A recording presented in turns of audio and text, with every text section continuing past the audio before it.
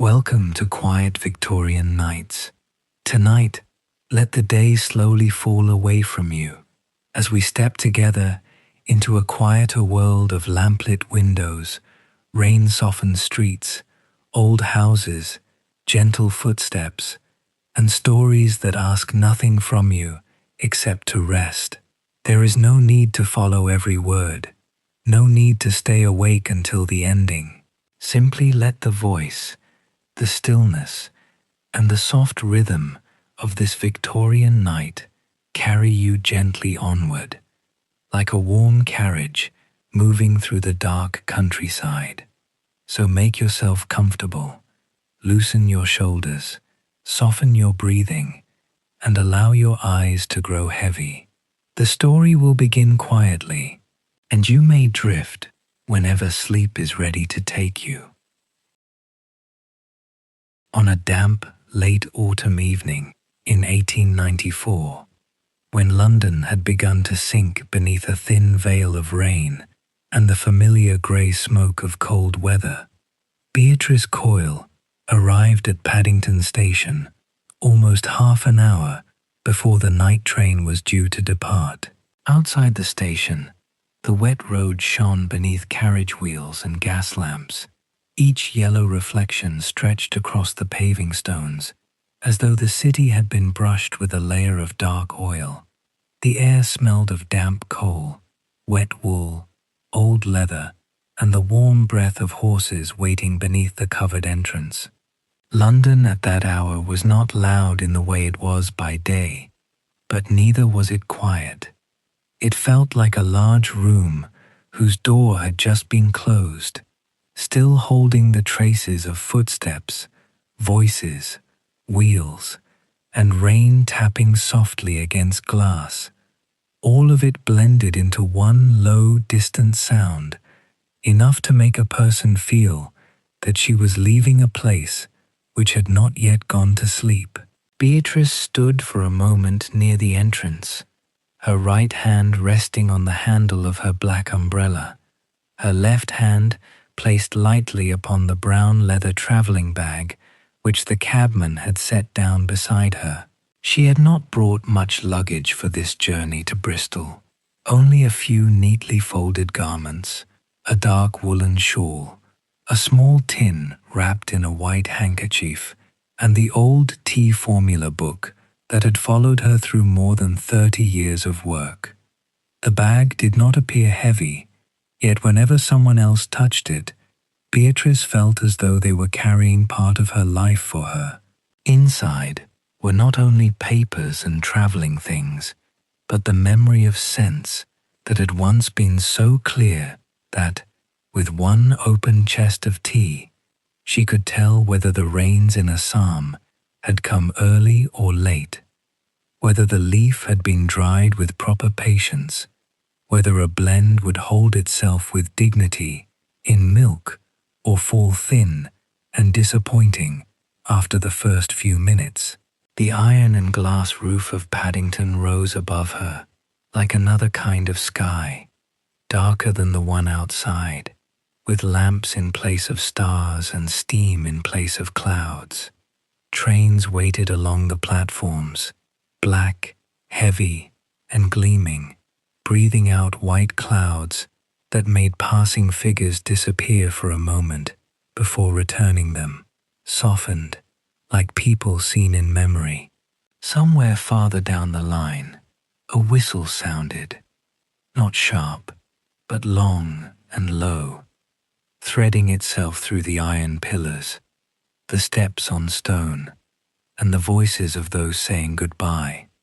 A young woman held a bouquet, whose paper had grown wet at the edges, trying to smile at a man bending to kiss the forehead of the child in her arms. An elderly gentleman in a thick coat stood beside his luggage and checked his watch every few minutes, though he did not seem in any true hurry.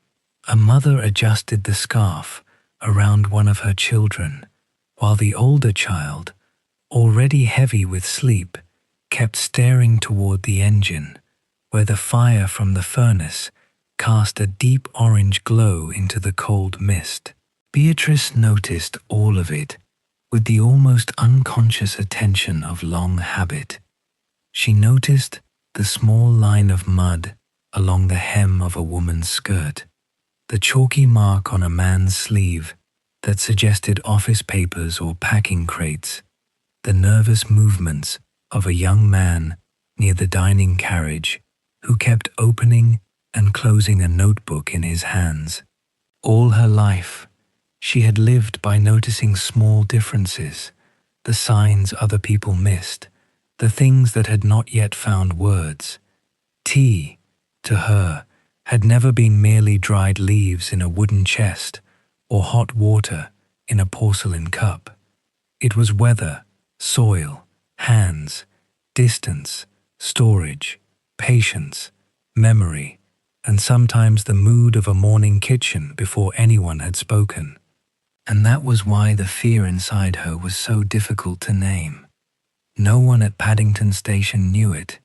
No porter looked at her for longer than necessary.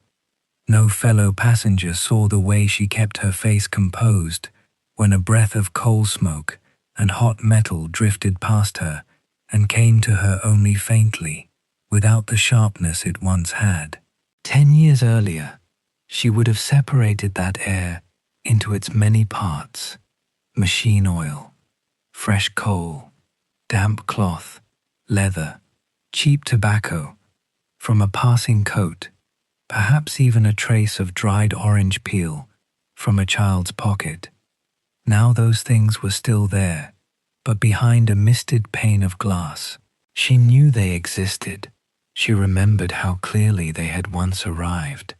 But between memory and the present, there was now a small distance, and that distance made her feel colder than the rain outside. Mrs. Coyle, the porter approached with a respectful dip of his head, one hand touching the brim of his cap. He was young, his cheeks reddened by the cold, his breath pale in the lamplight. "Yes," Beatrice said, her voice even and quiet. "The night train to Bristol." "Yes, ma'am. First-class carriage is ready. I'll take your bag aboard. Please be careful with it." "Of course, ma'am." He lifted the leather bag with the care of a man accustomed to such requests, though he could not possibly know what inside it required such gentleness. Beatrice followed him slowly across the platform, her closed umbrella in her hand, the hem of her dark skirt moving lightly over the damp stone. She wore a plain but well-made wool dress in a deep shade of black, a high collar edged with narrow lace, a charcoal traveling coat, and leather gloves kept so carefully that they showed almost no sign of wear. There was something formal about her, the dignity of a woman used to being respected, yet nothing in her manner asked for attention. Her composure was like old polished wood, quiet, useful, and made beautiful by years of handling. When they reached the carriage, Beatrice paused. The open door gave out a warm glow, and the familiar smell of polished wood, coal heat, woolen rugs, old newspapers, and coats still holding the dampness of the evening. A railway attendant stood waiting by the step, tall and lean, with silver beginning at his temples and the calm expression of someone who had spent many years among night trains and quiet passengers.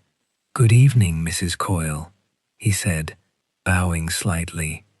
"It is a pleasure to see you on this line again." Beatrice looked at him, and something almost soft passed across her face. "Good evening, Mr. Dunn." Arthur Dunn smiled, not too warmly, but with a discreet kindness in his voice. "Your compartment is near the end of the carriage. As usual, I have had an extra woolen blanket placed inside.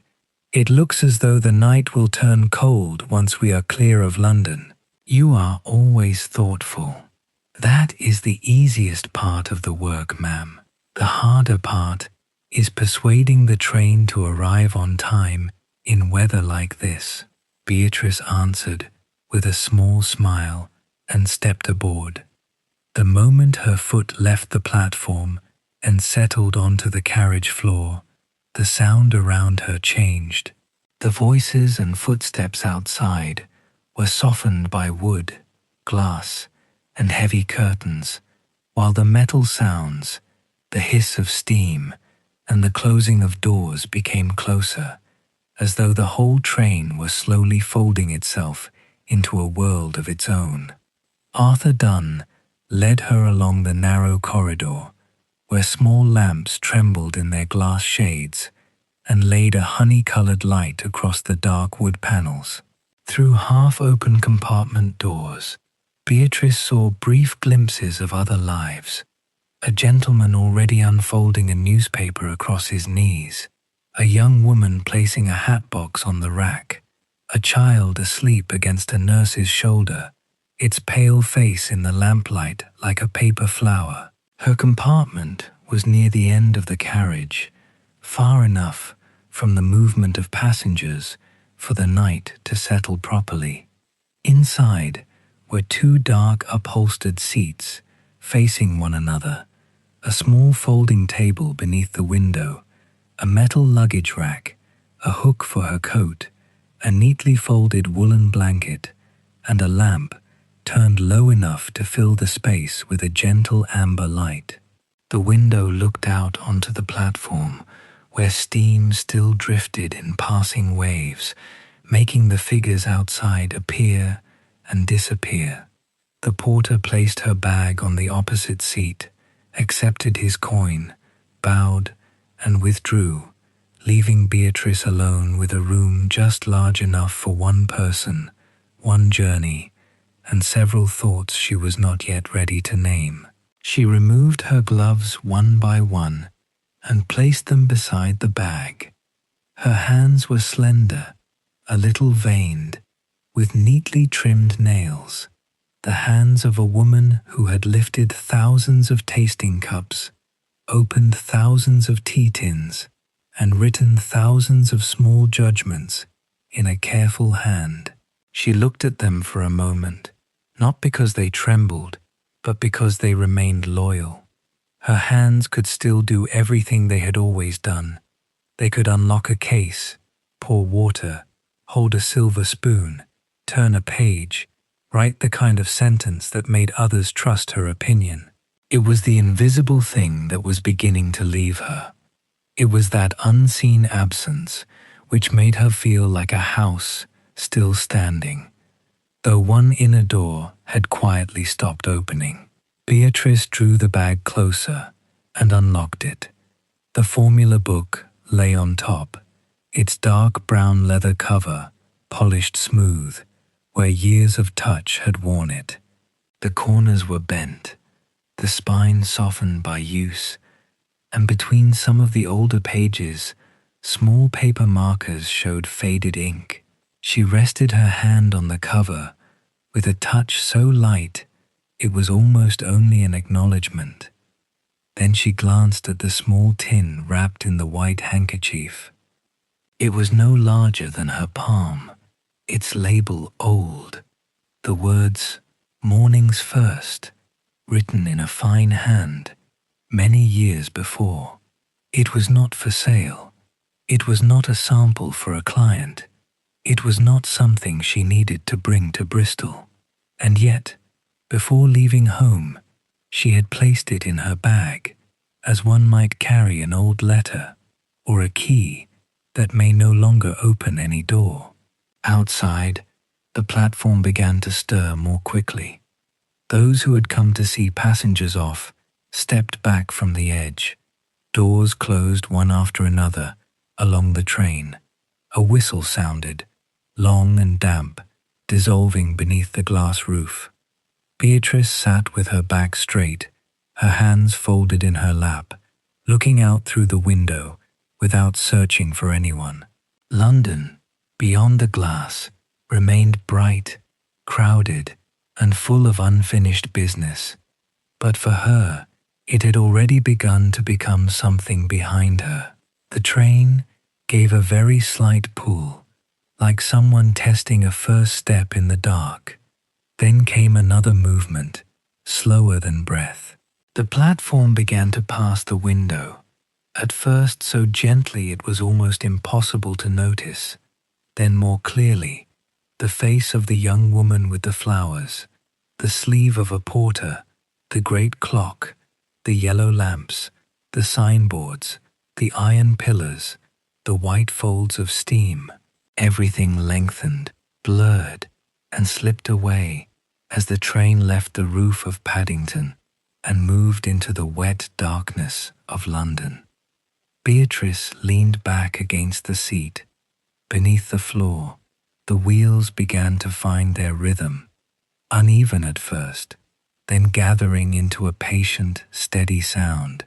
Iron upon iron, unhurried, unasking. Low houses, brick walls, backyards, washing lines, chimneys, and lit windows passed outside like small fragments of lives, glimpsed briefly through rain. Somewhere behind one of those windows, someone was surely pouring tea. Somewhere, water was beginning to boil. Somewhere, a tin was being opened, and someone was bending over dried leaves, not knowing that for Beatrice Coyle, such a simple act had once been the surest way of recognizing the world. She closed her eyes for a moment, not to sleep, but to listen. The movement of the train, the faint tremble of the lamp, rain touching the glass, the small sound of her own clothing as she breathed. These things remained clear. The world had not vanished. It was only changing the way it came to her, arriving more slowly, more dimly, asking of her a deeper patience than before. When she opened her eyes again, Beatrice looked at the leather bag opposite her, where the formula book and the tin of Morning's First rested in the warm shadow. She told herself that this was only a short business journey. In the morning, she would reach Bristol, meet Mr. Whitfield, examine a few tea samples, interview a young candidate, and return in time to resume her old habits. Nothing needed to be called an ending. Nothing needed to be admitted too soon. But the train had left London, and in the rhythm of the wheels beneath the gathering night, Beatrice felt that something in her own life had also begun to move, slowly, quietly, without drama, but with no way back to the platform she had just left behind. By the time the train had fully drawn away from London, the windows of Beatrice Coyle's compartment had become dark mirrors, holding within them the faint reflection of the lamp, the brown leather of her traveling bag, the folded woolen blanket, and her own face, pale and composed beneath the brim of her traveling hat. Beyond the glass, the last edges of the city passed in fragments, rows of brick houses with yellow squares of light, narrow yards shining with rain, the occasional bare tree bending over a wall, and here and there a distant factory chimney giving off a final thread of smoke into the damp night. The world outside was still close enough to be known, yet already beginning to loosen its shape, as though London were not a city being left behind, but a long, half-remembered room through which the train was slowly passing. Beatrice sat very still while the carriage settled into its rhythm.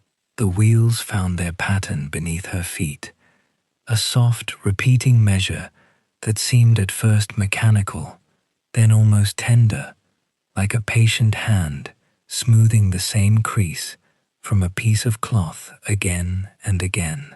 She had always liked the first hour of a night journey, when no one had quite surrendered to sleep, when the lamps were still bright enough to make the woodwork glow, and the whole train seemed to hold its breath between departure and destination. In earlier years, that hour had often brought her comfort.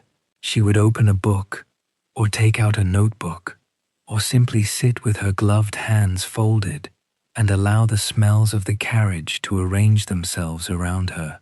Coal warmth, polished mahogany, damp wool, leather straps, ink, tobacco, orange peel, cold iron, and the faint stale sweetness of biscuits carried in paper packets by nervous travelers. Tonight, she tried to do the same. She did not lean forward. She did not make any visible effort. Beatrice had never liked the appearance of effort in matters of the senses. Assent, if it was true, should be invited, not seized. So she sat, with her eyes lowered, and breathed in quietly, waiting for the familiar world to gather itself. At first there was warmth, then something like smoke, then the flat, general nearness of wet cloth. After that, very little. The shapes were there, but without their edges. The scents arrived as if they had traveled too far before reaching her, worn thin by distance, softened until they could no longer be separated from one another. She knew what she ought to be smelling. She could have named the things by memory. But memory was not the same as arrival, and that difference, small to anyone else, opened inside her with a private ache. In the pocket of her coat, folded twice and tucked beneath her handkerchief, was the note from Dr. Hollis. It was not a dramatic document. There was no seal that looked final, no cruel sentence underlined in black, no word that could be pointed to and called catastrophe. Dr. Hollis had written in a careful, professional hand, using phrases meant to be kind because they were imprecise, progressive weakening, likely permanent, difficult to predict. Not uncommon at your age. No immediate danger. Further observation advised. He had spoken those same words aloud 3 weeks before, in a consulting room near Harley Street, where the fire had been too bright and the clock on the mantelpiece had ticked with the tidy confidence of an object that had never doubted its own purpose. Beatrice had gone there on a Tuesday afternoon, after 2 incidents she could no longer explain away. The first had happened in her own workroom, when a new shipment of Ceylon leaf had been opened, and the junior assistant had remarked upon a slight smokiness in the chest.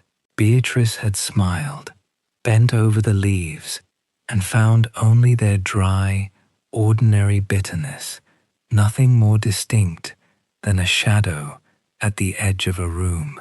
The second had occurred 4 days later, when she failed to detect bergamot in a sample blend until someone else named it. Bergamot, of all things. Bright, clear, unmistakable bergamot. The scent that should have entered a room before the cup did. She had said nothing at the time. She had corrected the label, made a note about balance, dismissed the assistant for luncheon, and remained alone with the small porcelain tasting cup until the tea went cold. Dr. Hollis had listened to her with the courteous seriousness men sometimes reserved for women whose reputations were too established to patronize openly. He had asked whether she had suffered fever, injury, long congestion, persistent headaches, changes in appetite, dizziness, pain.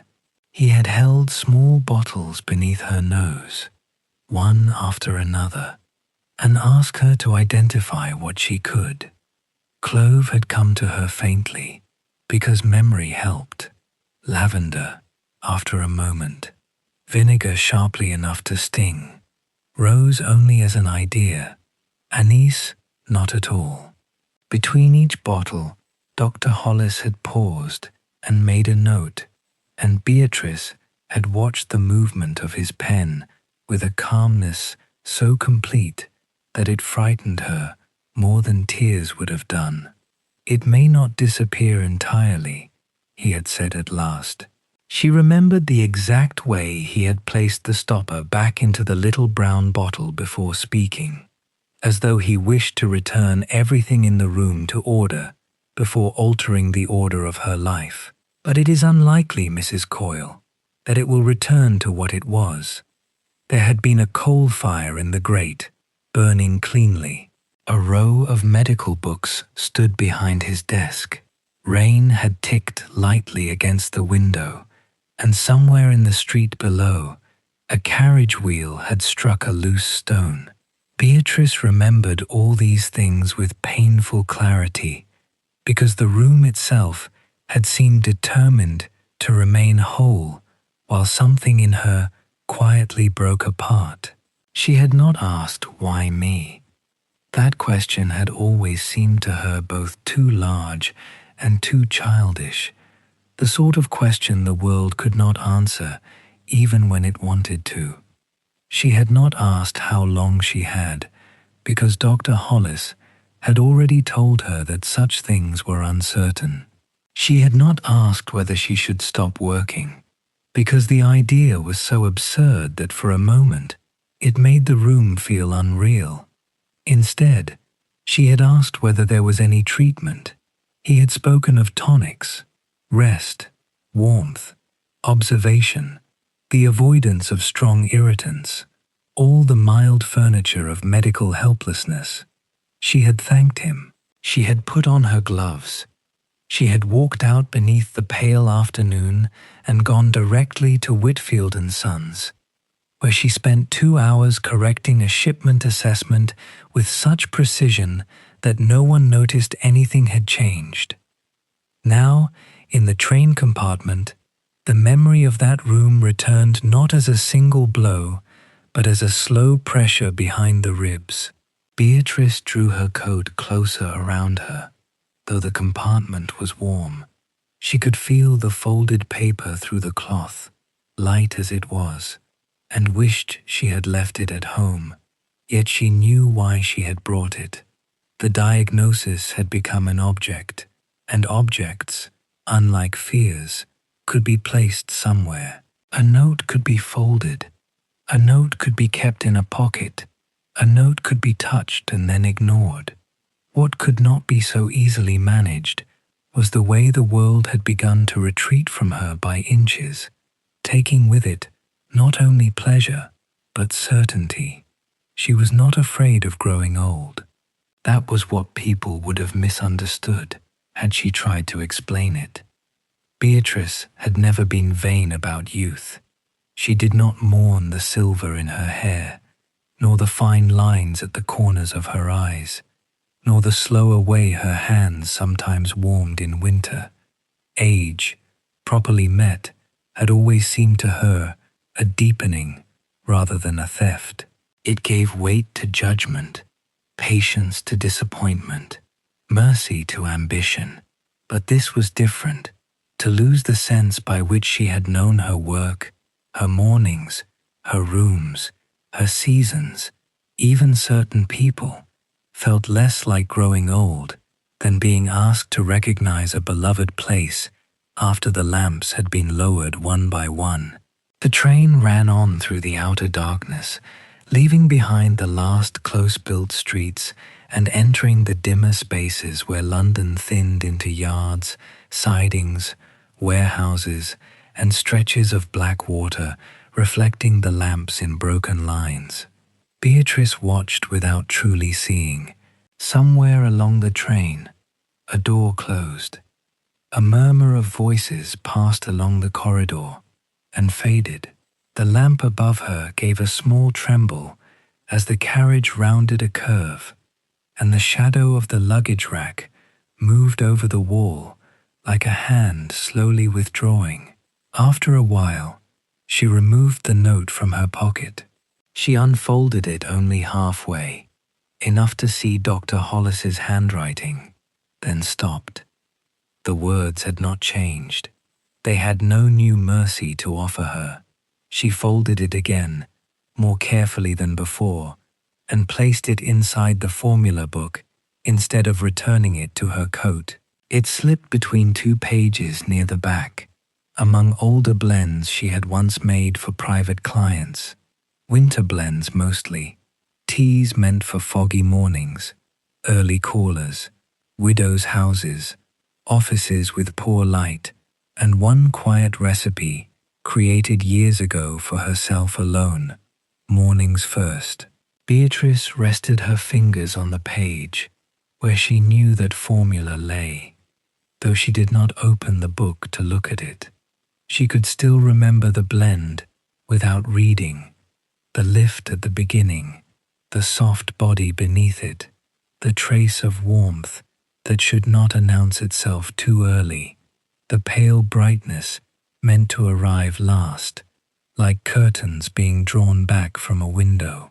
It had been the tea she made when she was young enough to believe skill could preserve anything if one only practiced faithfully. She had never sold it because it felt less like a product than a promise.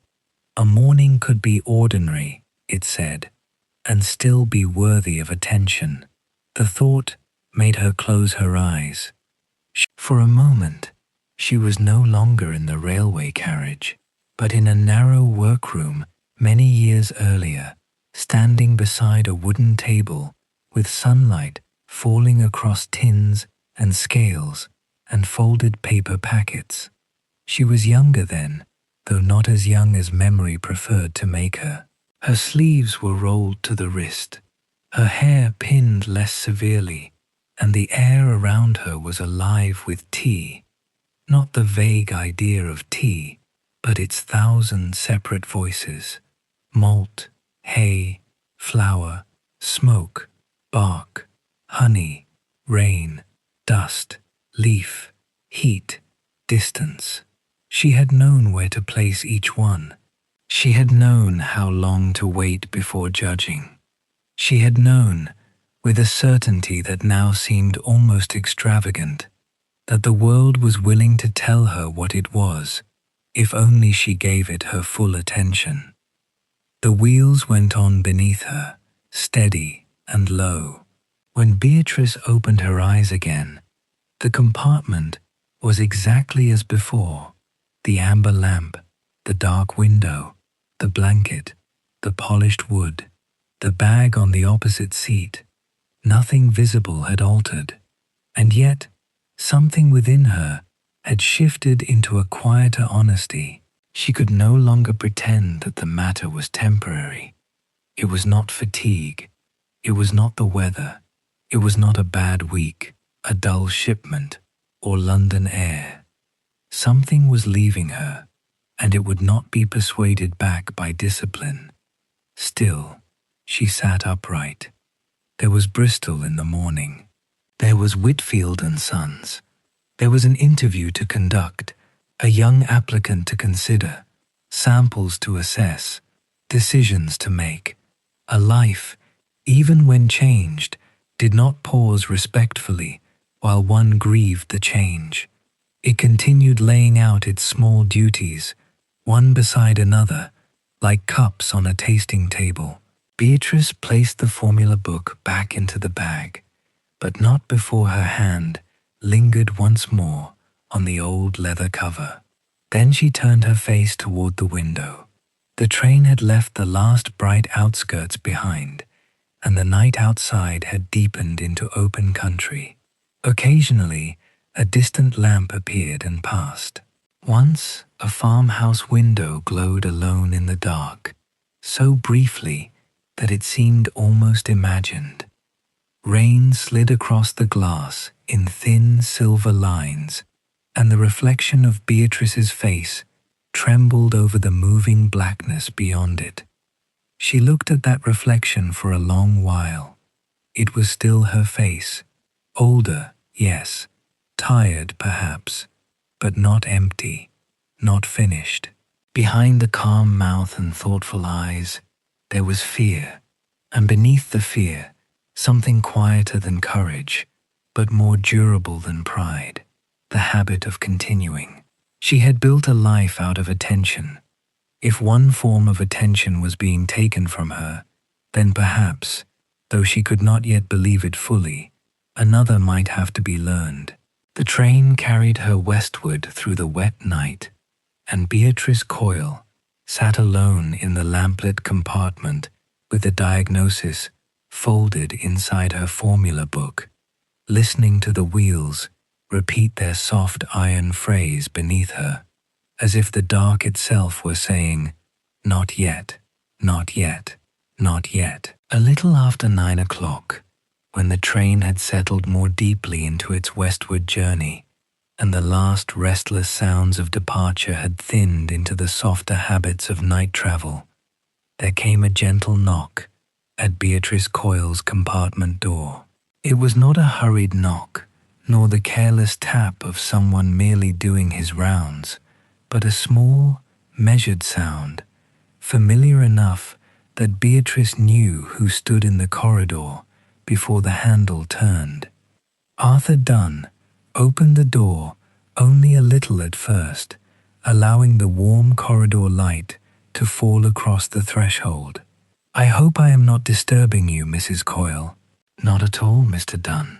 He stepped inside with the careful economy of a man accustomed to narrow spaces, closing the door behind him, just enough to keep the draft from following. In one hand he carried a folded list of passengers, in the other a small leather folder containing tickets and notes for the sleeping car.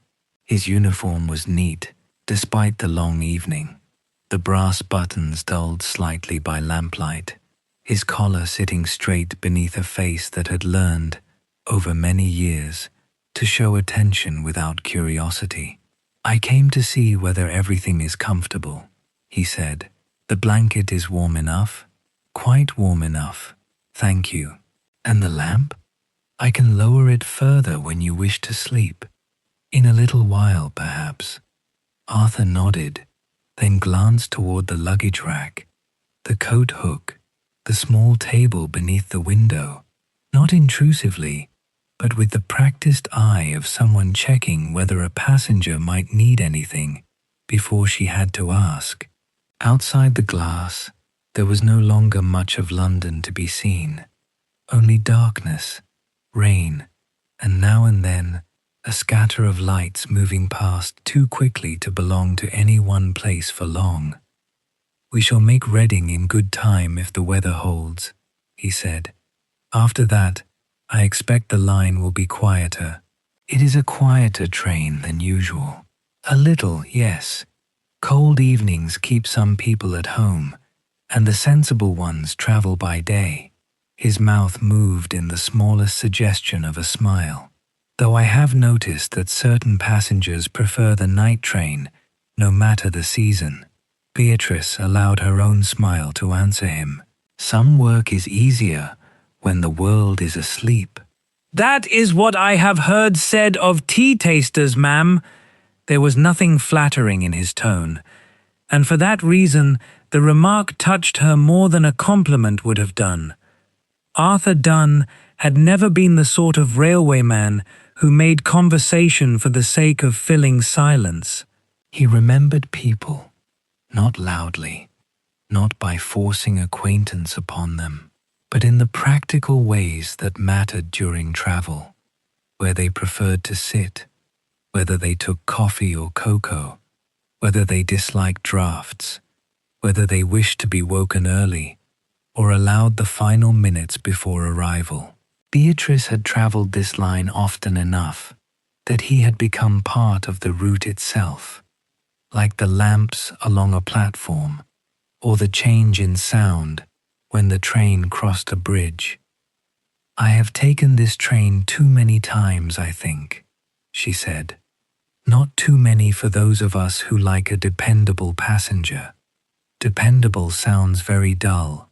On a night train, Mrs. Coyle, dependable is one of the highest virtues. This time, she truly smiled, though it passed quickly. Arthur looked pleased, but did not linger on it. He glanced down at the folder in his hand. "Would you care for anything from the dining car before they close the late service?" "There is soup, cold chicken, bread and butter, a little cheese, and I believe they still have stewed apple. Tea, of course, though I hesitate to recommend railway tea to you. That is wise of you. I have learned caution with age. Beatrice looked toward her leather bag, where the formula book lay out of sight, and then back at him. Perhaps only a little bread and butter later. I am not especially hungry. As you wish. I can have it brought here. No, thank you.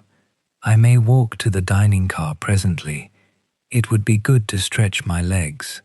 Very good, ma'am. The corridor should be quiet now. He made a note, not because bread and butter required one, but because Arthur Dunn believed in remembering small requests properly. Beatrice watched the movement of his pencil. It was a simple thing, yet it soothed her.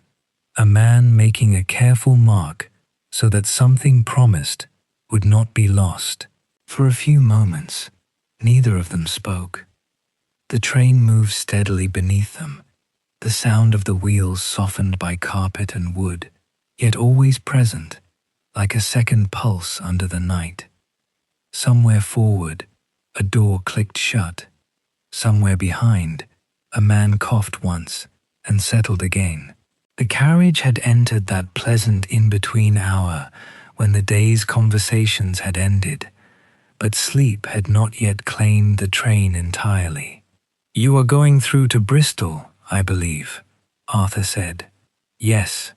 Whitfield and Sons, is it?" Beatrice lifted her eyes to him. Arthur's expression remained properly neutral, only because Mr. Whitfield's clerk sent a message this afternoon asking that you be reminded of the early arrival. He seemed anxious that you should not be inconvenienced. Mr. Whitfield's clerks are often anxious. It is one of the firm's traditions. I gathered as much. They are expecting me in the morning. For the new appointment? Yes. A junior assistant, perhaps more than junior, if he proves suitable. Arthur nodded. Then I hope he has sense enough to sleep tonight. So do I. There is a young gentleman in the dining car who may be trying very hard not to. Beatrice's gaze shifted slightly. Arthur did not smile, but the corners of his eyes deepened. Notebook open. T-words written in a hand too large for the page. He has asked twice whether Bristol is reached before 7. That sounds like a candidate. I could not say, ma'am. No, of course not. But the quiet amusement between them remained. Beatrice turned her face toward the dark window, where her reflection hovered beside the lamp. A young man in the dining car, rehearsing words he had not yet earned. She could almost see him, collar too tight, boots polished too carefully, a mind crowded with names from books. Years ago, such eagerness might have irritated her. Tonight it only made her feel the soft, complicated ache of someone standing at the far side of a bridge she had already crossed. "Does he seem very nervous?" she asked. "Very," Arthur replied. "But not vain, I think. Nervous in the way of a person who would rather fail honestly than pretend confidence he has not got. That is not the worst beginning." "No, ma'am." Arthur tucked the pencil back into his folder. "We are due into Bristol early, a little before 6:30, if nothing delays us. Shall I wake you at 6? At 1:15, please. I rarely sleep deeply on trains." "I remember." Of course he did. Beatrice had once thought it odd, the degree to which railway staff remembered the habits of strangers. Then, after many years, she had come to understand that every profession had its own form of attention.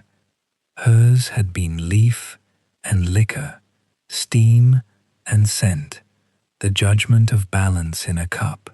Arthur Dunn's was the quiet care of human passage, who needed an extra blanket, who should be left alone, who had boarded with red eyes, and should not be asked unnecessary questions. who would pretend not to be cold until someone simply placed warmth within reach. The thought came to her gently, and with it, a small, unexpected humility. Perhaps no true work was as narrow as outsiders believed it to be. Perhaps every honest trade, followed long enough, became a way of noticing the world. Arthur reached for the door, then paused. "Will there be anything else, Mrs. Coyle?" "No, thank you, Mr. Dunn." He opened the door, and the low gold of the corridor widened again. "If you do go to the dining car," he said, "mind the join between the carriages. The rain has made the step a little slick. I shall be careful." "I know, but I am paid, in part, to say these things, and you say them very well." He bowed his head, accepting the remark with the grave dignity of a man receiving praise for something more important than words. Then he stepped back into the corridor and closed the door softly behind him. Beatrice remained still after he had gone. The compartment seemed quieter in his absence, though nothing had changed. The lamp burned low, the blanket lay folded beside her. The window showed darkness, rain, and the occasional pale streak of a passing signal. In the pocket of the formula book, Dr. Hollis's note rested among old recipes. In the dining car, somewhere ahead, a young man was sitting with a notebook full of borrowed language, waiting for morning to decide the shape of his life. Beatrice placed one hand on the armrest and listened to the train. For the first time since leaving Paddington, her own fear loosened a little, not because it had been answered, but because the journey had begun to fill with other presences. Arthur Dunn's careful courtesy, the unseen candidate's nervous hope, the promise of Bristol waking early under harbour smoke and pale rain. After a while, she rose, smoothed the front of her dark dress, and took her shawl from the hook. If the young man in the dining car was indeed the one Whitfield and Sons expected her to meet in the morning, there would be no harm in observing him before he knew he was being observed. And if he was not, then she would have bread and butter, perhaps a little tea she would not judge too harshly, and a few minutes among the small lamplit lives of the night train before sleep lowered its hand over them all. The dining car was only 2 carriages ahead, but the walk toward it felt longer in the moving train than it would have done upon steady ground. Beatrice Coyle went carefully, one gloved hand touching the polished rail along the corridor wall, her shawl drawn close about her shoulders, while the lamps above her trembled gently in their brass fittings. Beyond the windows, the night pressed itself against the glass in dark, wet panes, broken now and then by the quick passing of a signal lamp, a farmhouse light, or the brief silver smear of rain catching some hidden brightness from the train itself. At the join between the carriages, she paused, remembering Arthur Dunn's warning. The metal plates beneath her feet shifted slightly with the motion of the train, and a small cold draught rose through the gap, carrying with it the smell of rain, iron, and smoke. Once, such a draught would have arrived with a dozen clear messages: the wetness of the track, the hot oil beneath the wheels, the sour trace of coal soot, the faint mineral chill of open country after London. Tonight it came to her more dimly, a rough outline instead of a drawn map. Beatrice waited until the next steadying rhythm of the wheels, then crossed without haste and entered the warmer passage beyond. The dining car glowed at the far end, like a room remembered from childhood, small and enclosed, with lamps shaded in amber glass, white cloths laid over narrow tables, and silver cutlery trembling softly with each movement of the train. There were only a few passengers left at that hour.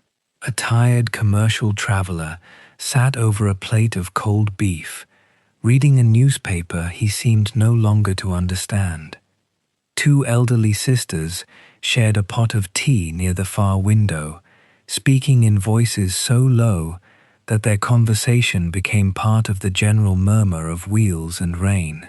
Near the middle of the car, a railway waiter stood arranging cups upon a tray, with the quiet resignation of a man who had done the same thing in many counties and many kinds of weather.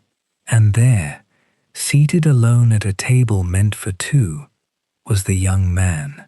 Beatrice recognized him at once, though she had never seen his face before. There was a particular sort of nervousness that belonged to those who were preparing to be judged in the morning. It made them sit too straight, turn pages too quickly, and look at their own notes, as though the paper might change its mind and become kinder. The young man had a narrow face, earnest rather than handsome, with light brown hair, brushed carefully, but already beginning to fall forward at the temple. His suit was good enough to show effort, and plain enough to show limits. One cuff had been mended with small, neat stitches, and his collar, though freshly laundered, sat a little too stiffly against his throat.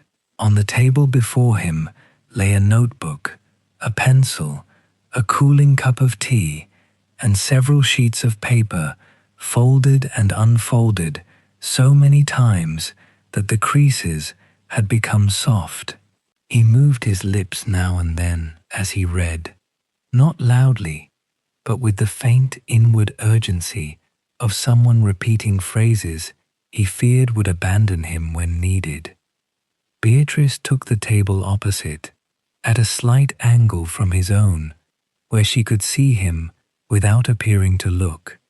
The waiter came at once. "Bread and butter, please," she said, "and a little tea." The waiter inclined his head. "Yes, ma'am." She knew before he brought it that the tea would be ordinary, brewed too long perhaps, or left too near the heat, its finer points sacrificed to movement, schedules, and the needs of many passengers. But she had not come to the dining car for the tea. She had come, though she would not have put it so plainly even to herself, to see the young man whose morning had already begun inside his anxious mind. He turned a page in his notebook. The movement disturbed the spoon beside his cup, and it gave a small ring against the saucer. He looked at it as though it had betrayed him, then placed his hand over the spoon to still it. Beatrice lowered her eyes quickly, not wishing him to feel watched. The waiter brought her plate and cup. The bread was sliced thickly, the butter firm from the cold, and the tea, when she lifted it, gave off a faint warmth that reached her more by touch than scent. She took a small sip. It was exactly as she expected, strong, flat, and brave, in the way railway tea had to be brave, doing its duty without charm. She set the cup down with no judgment in her face. Across from her, the young man whispered, "Assam, Ceylon, Darjeeling, China Black, Kimun, Souchong, flowery orange pekoe, broken orange pekoe, first flush, second flush, firing, withering, rolling, oxidation." He stopped, frowned, crossed something out, and began again. Beatrice spread a little butter on her bread. She found, to her surprise, that the list of terms touched her with tenderness. They were the proper words, yes, the respectable doors through which one entered the trade, but he was carrying them like luggage packed in a hurry, too much, too tightly folded, and with no room left for the weather. The train gave a slight lurch. The young man's pencil rolled toward the edge of his table. Without thinking, Beatrice reached across the narrow aisle and caught it before it fell. "Oh," he said, looking up quickly. "Thank you. I am sorry. There is no need to apologize. The train is as much to blame as you are."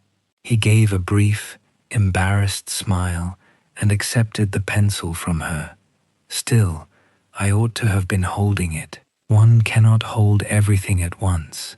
The words were simple, but after she had spoken them, Beatrice felt their weight settle quietly between them. The young man did not seem to notice. He was too busy trying to decide whether courtesy required conversation or silence. "You are traveling to Bristol?" he asked at last. "Yes, so am I." He colored slightly, as though he had said something foolish, though I suppose that is obvious. On this train. Not entirely. Some passengers leave earlier. Yes, of course. He looked back down at his notebook, then up again, unable to keep still for long. "I have an appointment in the morning," he said. "A business appointment. That is, an interview." "Indeed. With Whitfield and Sons." Beatrice held her cup with both hands, allowing the warmth to rest against her fingers. "A tea firm, I believe." "Yes." His face brightened with the relief of being offered safe ground. "One of the best outside London. Very sound reputation, particularly in household blends. They have an excellent line in breakfast teas, though some say their finer china selections are not as adventurous as they might be. Not that I would say so to them, naturally." "Naturally?" He looked alarmed. "I mean, not because I think it in a disrespectful way, only because I have read that their strength lies in consistency rather than novelty. That may be true of many respectable firms." Yes, exactly." He glanced at his notes as though to confirm that consistency was indeed respectable. "I am Peter Ashworth." "Mrs. Coyle," Beatrice said, giving only that much. He did not react to the name. There was no flicker of recognition, no sudden straightening, no panic.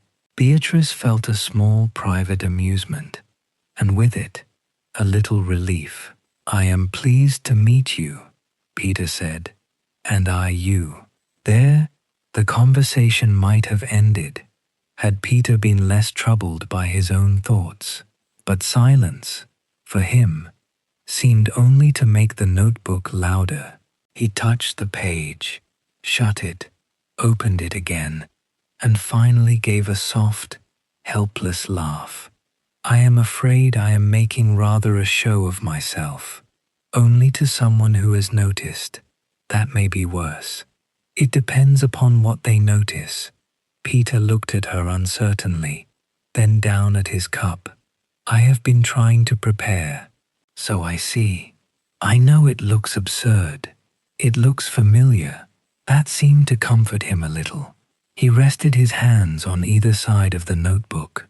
They were not soft hands, Beatrice noticed. There was ink on one finger, a faint roughness at the knuckles, and a small burn near the thumb, perhaps from a kettle or lamp. Not the hands of a gentleman's idle son.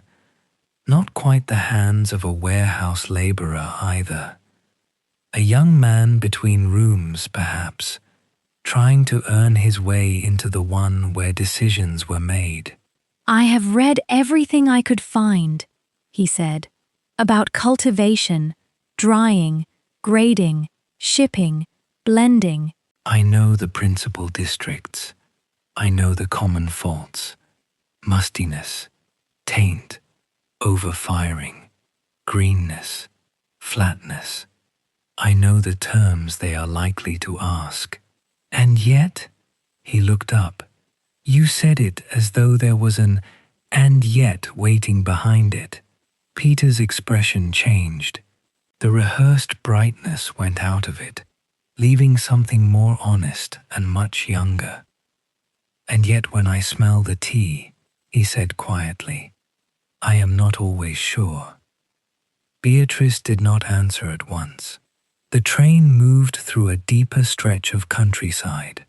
Rain touched the windows in fine diagonal lines. A lamp swung gently at the end of the car, and the light shifted over Peter's face, revealing the strain he had tried to hide beneath memorized words.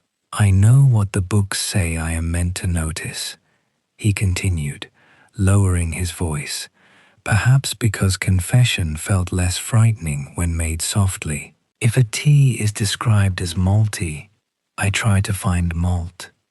If it is said to have a floral lift, I look for flowers. If the notes mention fruit, or hay, or smoke, I can sometimes persuade myself I have found them. But then I wonder whether I have truly noticed anything at all, or whether I am only repeating what I was told to expect. Beatrice's hand stilled on the handle of her cup. It would have been easy to dismiss him. Many beginners said similar things, though most concealed it beneath arrogance. But Peter had named the difficulty plainly. He had not boasted of sensitivity he did not possess. He had not borrowed certainty from the page and called it skill. He had admitted the most useful fear a student could have, the fear of pretending to know. That is not an uncommon uncertainty, she said. Is it not? No. He seemed almost grateful enough to be ashamed of it. I thought perhaps it meant I was unsuited.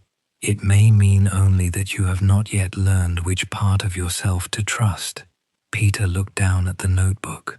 I hope Mrs. Coyle thinks so. Beatrice kept her face still. You know of Mrs. Coyle. Everyone in the trade knows of her. He said it with such simple conviction that Beatrice lowered her eyes to her bread and butter. At least, everyone who wants to blend properly. They say she can recognize a shipment before the invoice is opened. They say she once corrected a merchant on the origin of his own tea by smelling the dry leaf from across a table. People say many things when they are not required to prove them. Yes, I suppose they do. Still, I have read her notes. Some of them, the published ones I mean. They are different from others, less grand, more exact. Exactness is useful. I wish I had more of it. You may have more than you think. Peter shook his head, not dramatically, but with the tired honesty of someone who had spent too many hours alone with ambition. I can learn terms. I can remember processes. I can tell you the difference between a broken leaf and a whole leaf, between a first flush and a second. But if she sets a cup before me tomorrow and asks what I smell, I am afraid I shall only hear the books talking in my head. For a moment, Beatrice saw not the anxious young man before her, but herself at another table many years ago, younger, proud, terrified, determined never to be exposed as ordinary. She remembered the first time she had been asked for her judgment in a room full of men who did not expect one from her. She remembered how the cup had trembled slightly in her hand, and how she had forced herself not to speak until the tea itself became clearer than the fear around it. The waiter passed quietly with a tray. The elderly sisters rose to leave. The commercial traveller folded his newspaper and stared into the dark window, where his own face looked back at him without sympathy. The dining car was emptying by degrees, drawing itself towards sleep. Peter noticed too, and seemed to gather himself. I am sorry, he said. I have been talking too much. Perhaps, Beatrice said, but not uselessly. He gave a small, uncertain smile. She looked at the notebook. May I ask what you were reading when I came in? Oh, he turned it toward himself as though embarrassed by the handwriting. Questions I thought they might ask. And answers? attempts at answers. He opened the notebook to a page crowded with lines. Some were copied neatly from manuals. Others had been added in the margins, smaller and less orderly. Beatrice could see headings: body, briskness, aroma, finish, liquor color. Beneath them were lists of acceptable terms, arrows, corrections, and doubtful question marks. Peter saw her looking and covered part of the page with his hand. It is untidy. Most useful notebooks are. I thought if I wrote the words often enough, they might stay. Words usually do stay. The difficulty is knowing when to let them be quiet. He looked at her then, fully, as if she had said something that opened a window where he had expected a wall. The train ran on. Outside, the rain had softened, and the darkness beyond the dining car windows had become less crowded, less broken by town lights. Somewhere out there were fields, hedges, bare trees, sleeping cattle, narrow roads shining beneath the weather, all unseen but present. Inside, the lamps made a calm island of the little carriage, with its white cloths, cooling cups, folded napkins, and one young man holding a pencil as though it might decide his future. Beatrice finished the last of her bread and butter. Peter, still embarrassed by his own confession, closed the notebook gently. I expect I should go back to my compartment and try to sleep. Perhaps in a little while. He hesitated. Before you do, Beatrice said, tell me something. Yes? When you smell tea, before the books begin speaking, what do you notice first? Peter's hand tightened around the notebook. I am not sure. That is not an answer. It is a hiding place. He looked startled, then almost smiled despite himself. I suppose it depends on the tea. Then choose one. He glanced at his cup, the unfortunate railway tea cooling between them. Not this one, I hope. No. Let us be merciful. For the first time, a little humor reached him properly. His shoulders lowered. The stiffness went out of his collar, or seemed to. I once smelled a tea in a warehouse, he said slowly, that everyone else called bright and clean, and it was.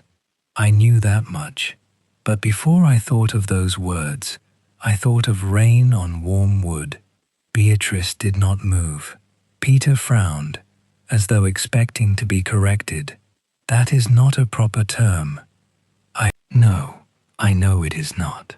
I did not say it was useless. He looked at her carefully. Beatrice set her cup back on its saucer. The sound was very small, almost lost beneath the wheels. Rain on warm wood, she repeated. That is what came before the book. Yes, Peter said, before the book.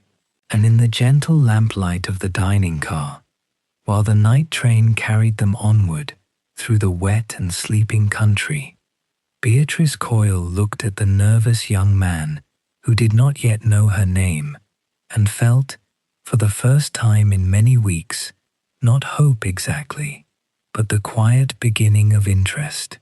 Beatrice Coyle did not answer Peter at once. She let his strange little phrase remain between them, untouched, while the train moved on through the dark and the dining car grew quieter around them. Rain on warm wood. It was not a phrase she would have permitted in a formal report, nor one that would have helped a merchant settle a price, yet it had arrived with a truthfulness that many proper words lacked. It belonged to the first instant of noticing, before the mind hurried forward with its labels, before fear dressed experience in borrowed language. Peter seemed to regret having said it. He looked down at the closed notebook, then at the cooling cup of railway tea, as though wishing he could draw the words back and replace them with something safer. I know it sounds foolish, he said. Not foolish, Beatrice replied. Unprofessional then. Not necessarily. He glanced at her, uncertain whether she was being kind or precise. A profession has its required language, she said. Without it, people cannot work together. A buyer in Bristol and a planter in Ceylon must have some common words between them. A blend cannot be discussed entirely in private images. But if a man only repeats the language he has been taught and never notices what came to him before the language, then he may become accurate without becoming attentive. Peter listened with the absorbed stillness of someone afraid that any movement might disturb what he was being offered. Beatrice took up her cup again, though she did not drink. The tea had cooled further, and the thin steam that rose from it carried almost nothing to her. She looked at it for a moment with a composure that had taken years to acquire and only weeks to become difficult. Books can teach you names, she continued. They can teach you districts, seasons, defects, processes, respectable comparisons, the habits of certain leaves under heat and water. They can save you from ignorance, which is no small gift, but they cannot teach your nose to be honest. That is learned more slowly. Peter looked toward the window, where only his dim reflection and the lamp behind him could be seen. How? By noticing what is truly there before you decide what ought to be there. He gave a soft laugh, not from amusement, but from the discomfort of being understood too well. That is harder than it sounds. Yes, I thought training would make it easier. It will make some things easier. It will also make some temptations more dangerous. What temptations? To find what you have been told to find. To admire what is expensive. To condemn what is unfashionable. To mistake a familiar phrase for a fresh judgment. To be proud of recognizing a word instead of humble before a cup. Peter's hand moved toward the notebook again, but he did not open it. Then should I stop studying? No. You should study properly. He looked at her then, and she saw the fear in him settle into attention. Properly, she said, means learning the books well enough that they no longer shout over your senses. At first, every term will stand in front of the tea. Later, if you are patient, the terms will stand behind it, ready when needed, but quiet until called. The train gave a slight sway, and the lamp above them trembled in its brass ring. At the far end of the car, the waiter folded a cloth and laid it over his arm. The elderly sisters had gone. The commercial traveler had disappeared into the corridor with his newspaper beneath one arm. Only Beatrice and Peter remained seated, with the abandoned cups and plates of the late service arranged around them like traces of a day the train had carried away. Peter opened the notebook at last, but not to the page of official terms. He turned further back, past lists and copied definitions, to a section written in smaller, more hesitant lines. There were no neat headings there, only dates, places, and odd little observations crowded into the margins. I did write some things down, he said, not the proper sort. May I see? He hesitated, then turned the notebook toward her. Beatrice did not take it from him. She simply leaned slightly closer, allowing the lamplight to fall across the page. The handwriting was uneven in these earlier notes, less careful, as though Peter had written quickly before courage failed him. She read only a few lines at first. Rain on warm wood, crust of bread before it is cut, linen dried in sun but brought indoors too soon, a closed cupboard in summer, orange peel near coal smoke, garden earth after a kettle has boiled.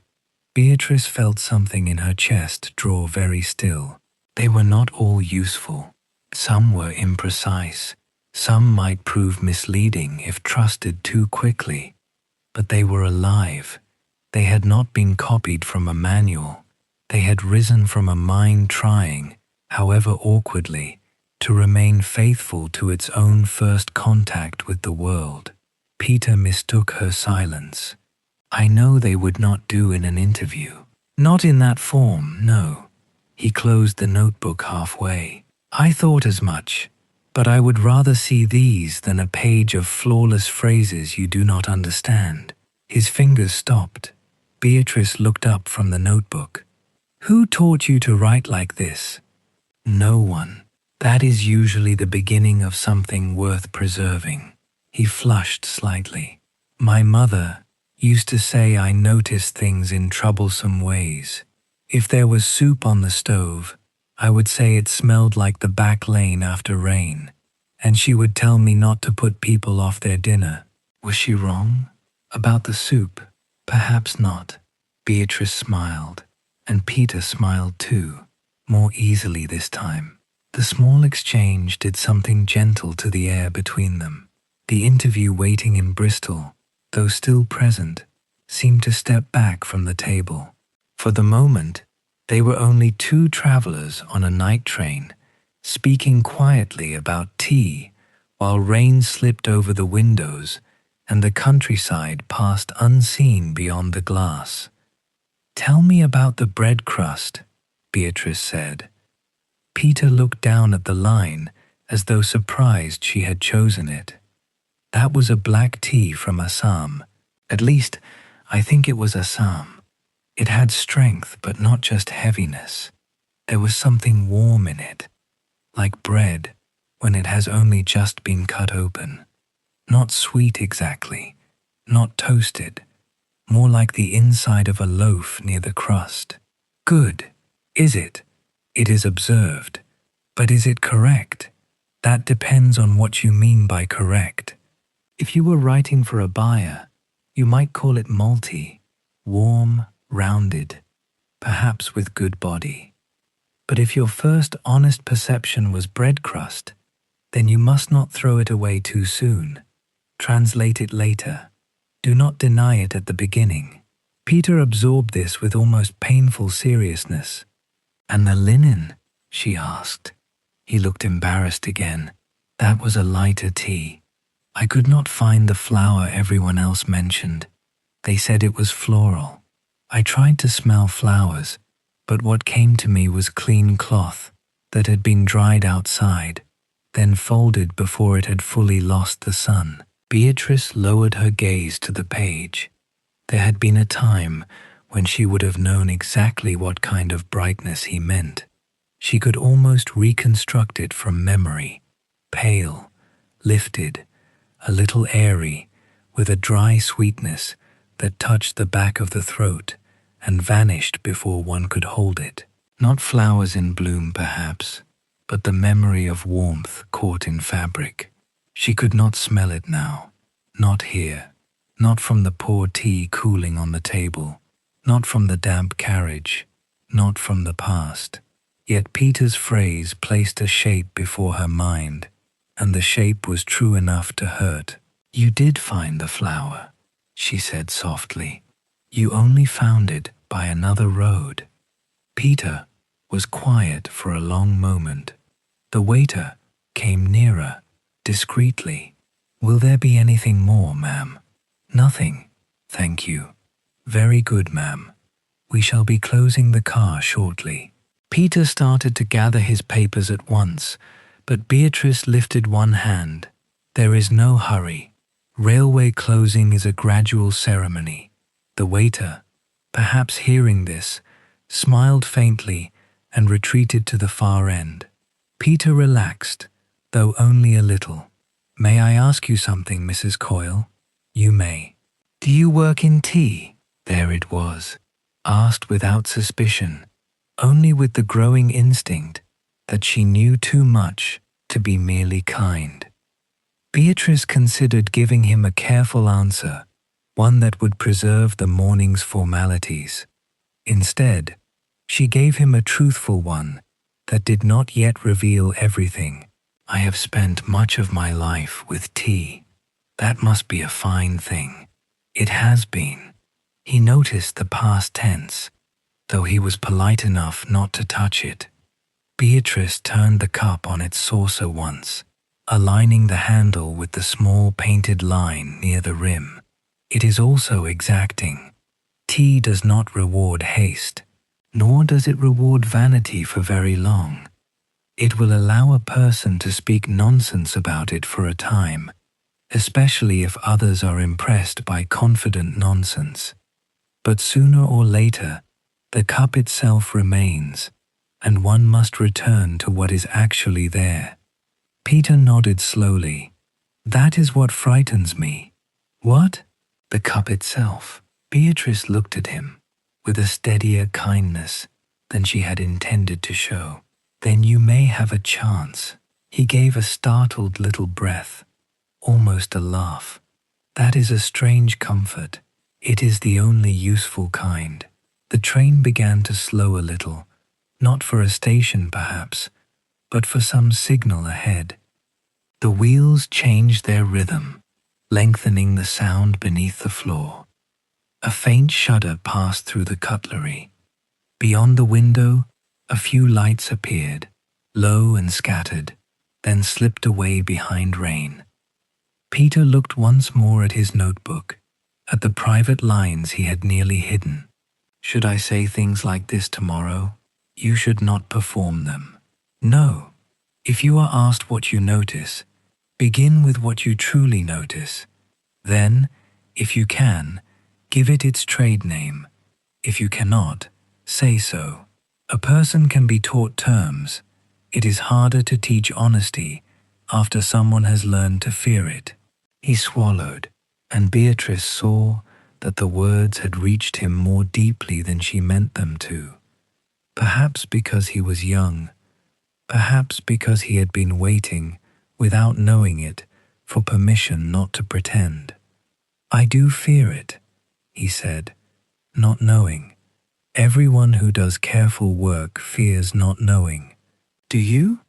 The question was asked simply, and because of that, it found her. Beatrice's hand rested beside the cup. For a moment, she saw Dr. Hollis's consulting room again, the small brown bottles, the stopped clock of his face before he spoke, the tidy handwriting, now folded into her formula book.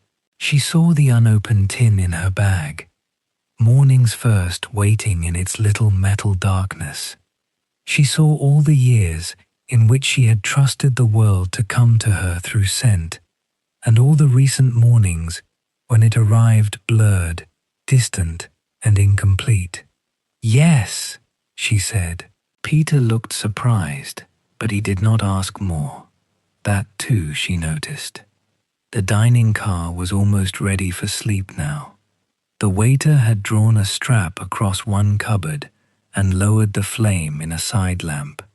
The white cloths, so bright an hour earlier, had softened to grey and cream. Peter gathered his papers more carefully this time, placing the private notes beneath the formal ones, but not hiding them with the same shame as before. Beatrice rose, and Peter stood quickly. Thank you, he said, for speaking with me. We were only passing the time. No, he said, then stopped, afraid of saying too much. I mean, thank you. She inclined her head. Good night, Mr. Ashworth. Good night, Mrs. Coyle. They stepped into the corridor together, where the air was cooler and the lamps ran in a golden line down the swaying passage. For a few moments, they walked in the same direction, carefully balancing with the movement of the train. At the next carriage, Peter paused. My compartment is this way. Then you should try to sleep. I doubt I shall manage it. Close the notebook first. That will help. He smiled. I will try. Beatrice continued on alone, one hand brushing the rail, her shawl warm around her shoulders. Behind her, She heard Peter's compartment door open, then close softly. Ahead, the sleeping car waited with its lowered lamps, its curtained berths, its small human silences gathered under wool blankets and polished wood. As she returned to her own compartment, Beatrice found that Peter's phrases remained with her more vividly than many proper descriptions she had heard in recent months. Rain on warm wood, bread crust, linen brought indoors with sunlight still held in it. They were not the language of a Finnish tea man, not yet, but they were signs of a mind willing to attend before it arranged, to receive before it named. And that, she thought, as she opened her compartment door and saw the leather bag waiting in the lamplight, was rarer than knowledge. It was the beginning of care. Beatrice Coyle stood for a moment inside her compartment without taking off her shawl. The little room looked exactly as she had left it. The amber lamp lowered, but not yet dim. The dark window silvered by rain. The wool blanket folded upon the seat, her leather bag resting opposite like a quiet traveling companion. Yet the air seemed changed now, not because anything in it was sharper to her senses, but because Peter Ashworth's odd, honest phrases had followed her back from the dining car and were moving softly through her mind. Rain on warm wood, bread crust, linen brought indoors with sunlight still held in it. They were not perfect phrases. No buyer would put them in a ledger. No firm would print them in a circular. But they had life in them, and life, Beatrice had learned, was far more difficult to teach than correctness. She removed her gloves slowly, finger by finger, and laid them beside the lamp. Then she sat down, drew the leather bag toward her, and opened the brass clasp. Inside lay the formula book, the folded diagnosis hidden within it, a clean handkerchief, a small purse, and at the bottom, wrapped in a square of dark blue cloth, the little tin box she had carried from London. For several seconds, she did not touch it.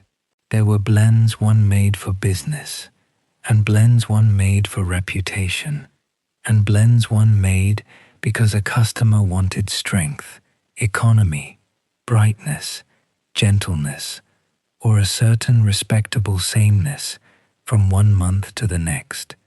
Then there were the other blends, rarer and more private, made not to please a market, but to answer some inward weather one could not explain. Morning's First belonged to that second kind. It had never appeared in a catalogue. It had never been offered across a counter. She had never sold it, never taught it, never written its full method plainly enough for another person to reproduce without her standing nearby. She had made it first when she was 26 years old, in a narrow room behind a tea warehouse near the river, on a morning after rain, with the windows high and dirty, the floor cold beneath her boots, and the whole city smelling of wet rope, coal smoke, and horses. She had been young enough then to believe that skill, once earned, would remain obedient forever. A foolish belief, perhaps, but a useful one in youth. Without a little foolishness, no one would dare begin anything difficult. The blend had changed over the years, as all living things changed. A little less smoke, but a little more lift, a quieter base, a cleaner finish. But its promise had remained the same. It was meant to taste like the first hour of morning, before any demand had found you. Not happiness exactly, not cheerfulness, something gentler than both. The sensation of a room after curtains were drawn open. The world returning without hurry. Beatrice unwrapped the tin. It was small, round and plain, with a faint dent near the lid and a paper label darkened by years of handling. In her own earlier handwriting, more slanted and confident than her present hand, were the words, "Mornings first," nothing more. She held it near the lamp and turned it once. The metal caught the light softly. Then, quite suddenly, she thought of Peter in his compartment, trying to sleep with his notebook closed because she had told him to close it. She imagined him lying rigid under a railway blanket, eyes open to the dark, every hope in him still awake. A young man traveling toward judgment. A young man who had admitted, without decoration, that he did not always know what he smelled. Beatrice rose before she could persuade herself otherwise. She took the tin in one hand and stepped into the corridor.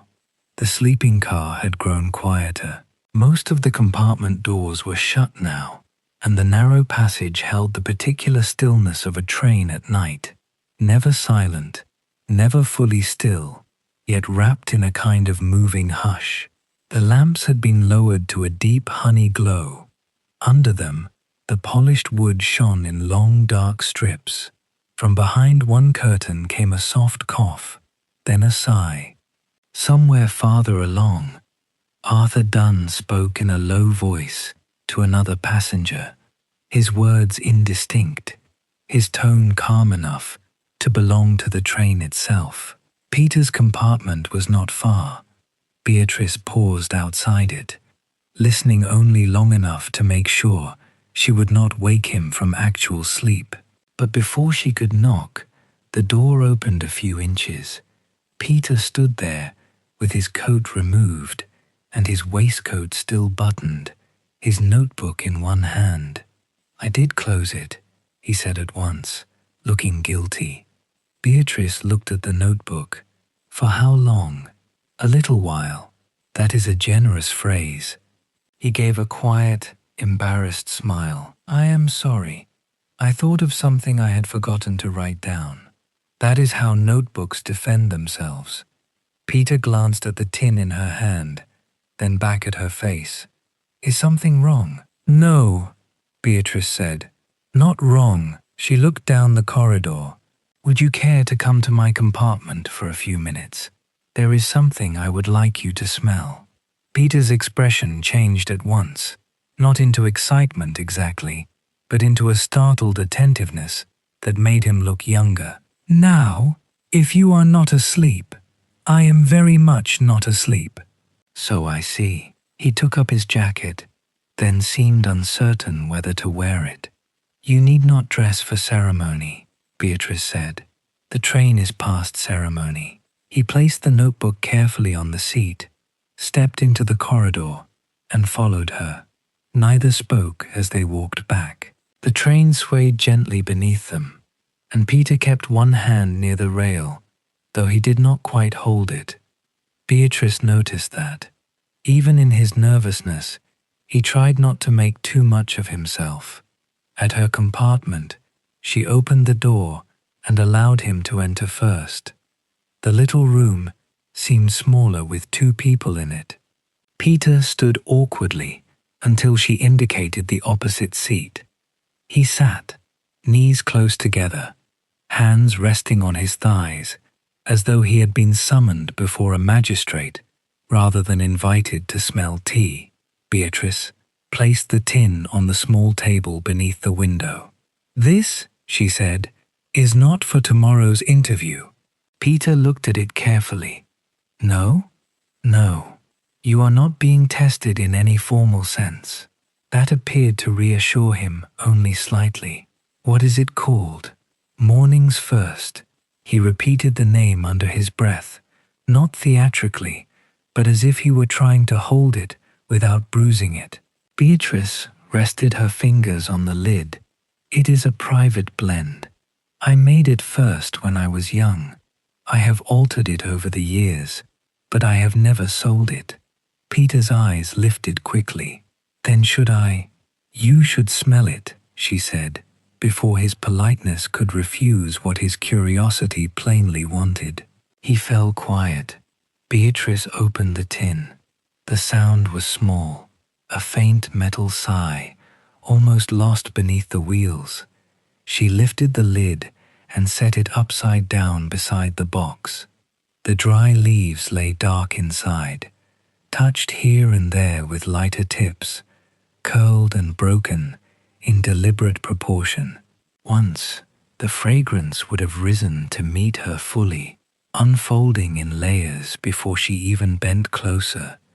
She would have known at once whether the balance had held. The soft brightness at the front, the mild depth beneath, the faint high note that kept the whole thing from growing heavy. Now it came to her only partially. There was warmth, yes, a suggestion of leaf, a dim sweetness, something she knew more from memory than present certainty. It was like hearing a familiar piece of music through a wall. She kept her face composed and turned the tin toward Peter. "Do not hurry," she said, "and do not look for a correct answer." Peter leaned forward. At first he did nothing more than breathe. Beatrice watched him closely, though not in the sharp way she might have watched a candidate across a tasting table. She watched as one watches a candle flame near an open window, hoping it will steady rather than go out. His brow tightened, then eased. His eyes lowered, not to the leaves exactly, but past them, as though the scent had asked him to look somewhere inward. He inhaled again, very gently. "Well?" Beatrice asked. Peter did not answer. For a moment, she thought she had been mistaken. Perhaps the blend was too subtle for him, or the hour too late, or his nerves too active. Perhaps she had only wanted him to notice something because she herself could no longer reach it clearly. The thought caused a small, familiar ache inside her, but she waited. Peter sat back slowly. "It is not like the others," he said. "No, it is softer. That is a beginning." He looked troubled by the poverty of the word. "Not weak. I do not mean soft as weak. I understand. There is something at the front of it." He frowned, searching. "Not flowers. Not exactly. Not fruit either. I would make a fool of myself if I called it fruit." "Then do not call it fruit." He breathed in again. The train ran through a darker stretch of country, and the window beside them held only the reflection of the lamp and their two faces, one lined and still, the other young and intent. Rain moved over both reflections in faint, slanting lines. Peter closed his eyes. "It is like a room," he said at last. Beatrice's hand, resting beside the lid, became very still. "A room?" she asked. "Yes, a room early in the morning. Someone has just opened the curtains, but the fire has not been made up yet. There is light, but not heat. No, that is not right." He shook his head slightly, dissatisfied. "There is a little heat, old heat. From yesterday, perhaps." Beatrice said nothing. Peter opened his eyes, embarrassed. "I am sorry." "Continue." He looked again at the tin. "There is a garden somewhere near it. Not strongly, not roses or anything grand. More like leaves outside a window after rain. And something clean. Not soap, not linen this time. A kind of clean air before the house has begun making breakfast." The words came slowly, each one tested before he released it.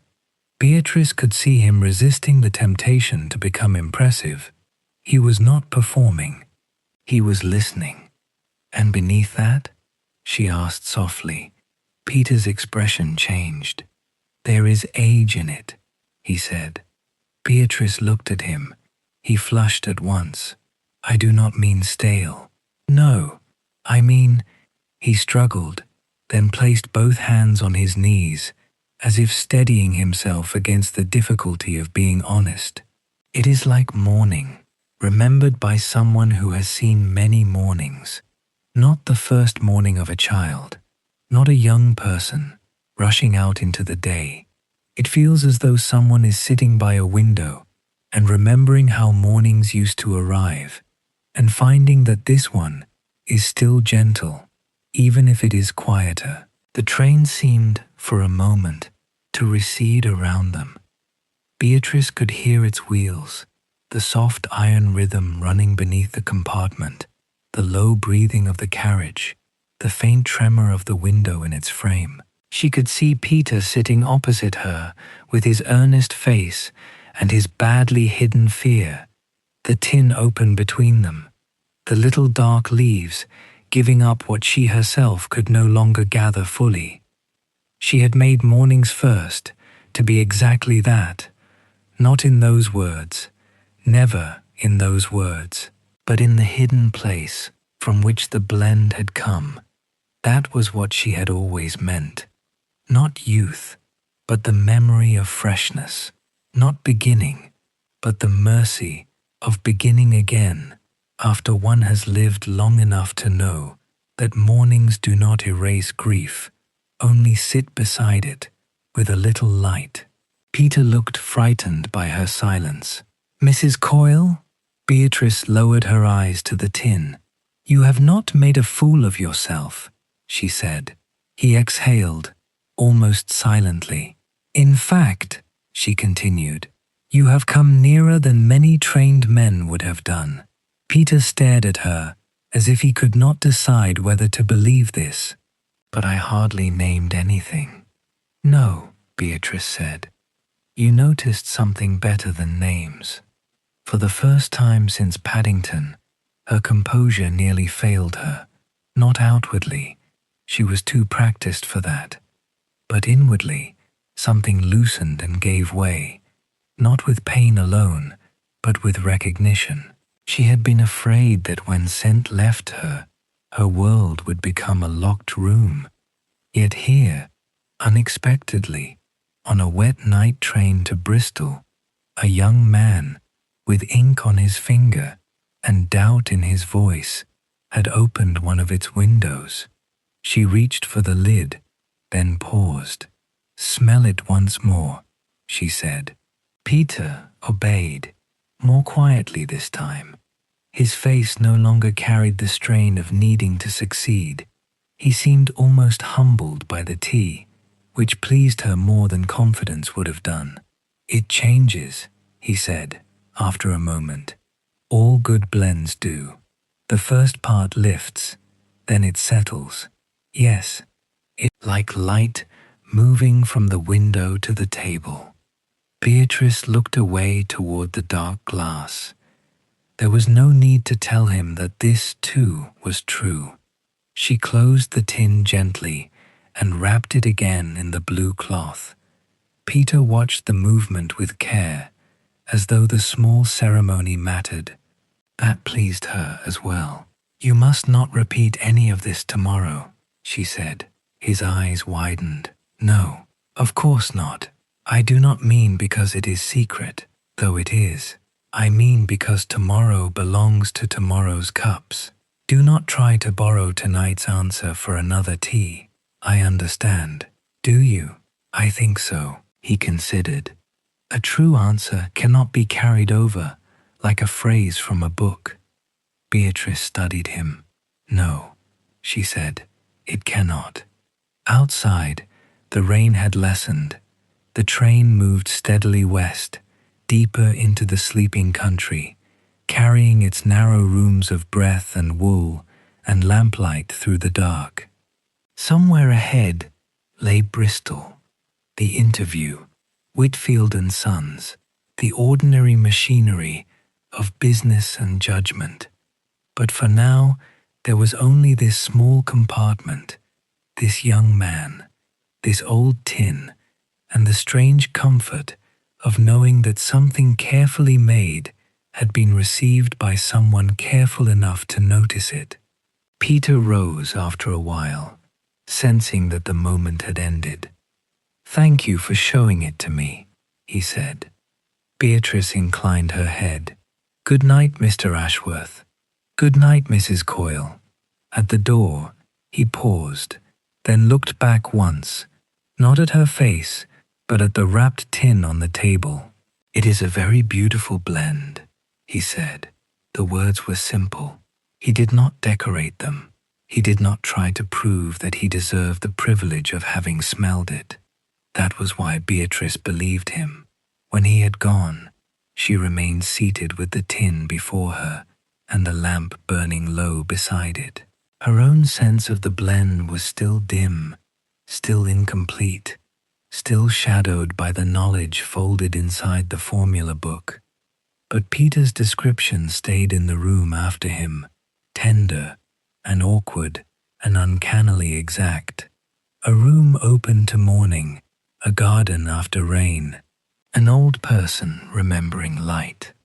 Beatrice touched the blue cloth with 2 fingers, and for a long while she did not move. For a long while, after Peter Ashworth had gone, Beatrice Coyle remained seated with the little tin of morning's first resting beneath her hand. The train ran steadily westward, deeper into the wet country, and the compartment held that peculiar railway quiet which was never silence, but a gathering of small sounds made gentle by repetition. The wheels spoke beneath the floor in their iron rhythm. The window trembled faintly in its frame. Somewhere beyond the corridor, a door latch clicked, then settled. The lamp beside her burned low and amber, folding every object into softness. The blue cloth around the tin, the brass clasp of her bag, the corner of the formula book, the gloves lying palm upward like tired hands. Peter's words still seemed to linger in the air. A room early in the morning. Leaves outside a window after rain. Morning remembered by someone who has seen many mornings. Beatrice had heard praise before. She had heard merchants admire her precision, buyers commend her steadiness, younger blenders repeat her remarks as though they had been carved rather than spoken. None of it had reached her in quite the same way as that awkward, unpolished description from a nervous young man on a night train. Perhaps because he had not known what he was touching. Perhaps because he had not tried to please her. Perhaps because he had found, without map or title, the private promise she had hidden in the blend when she was still young enough to think the senses would always obey.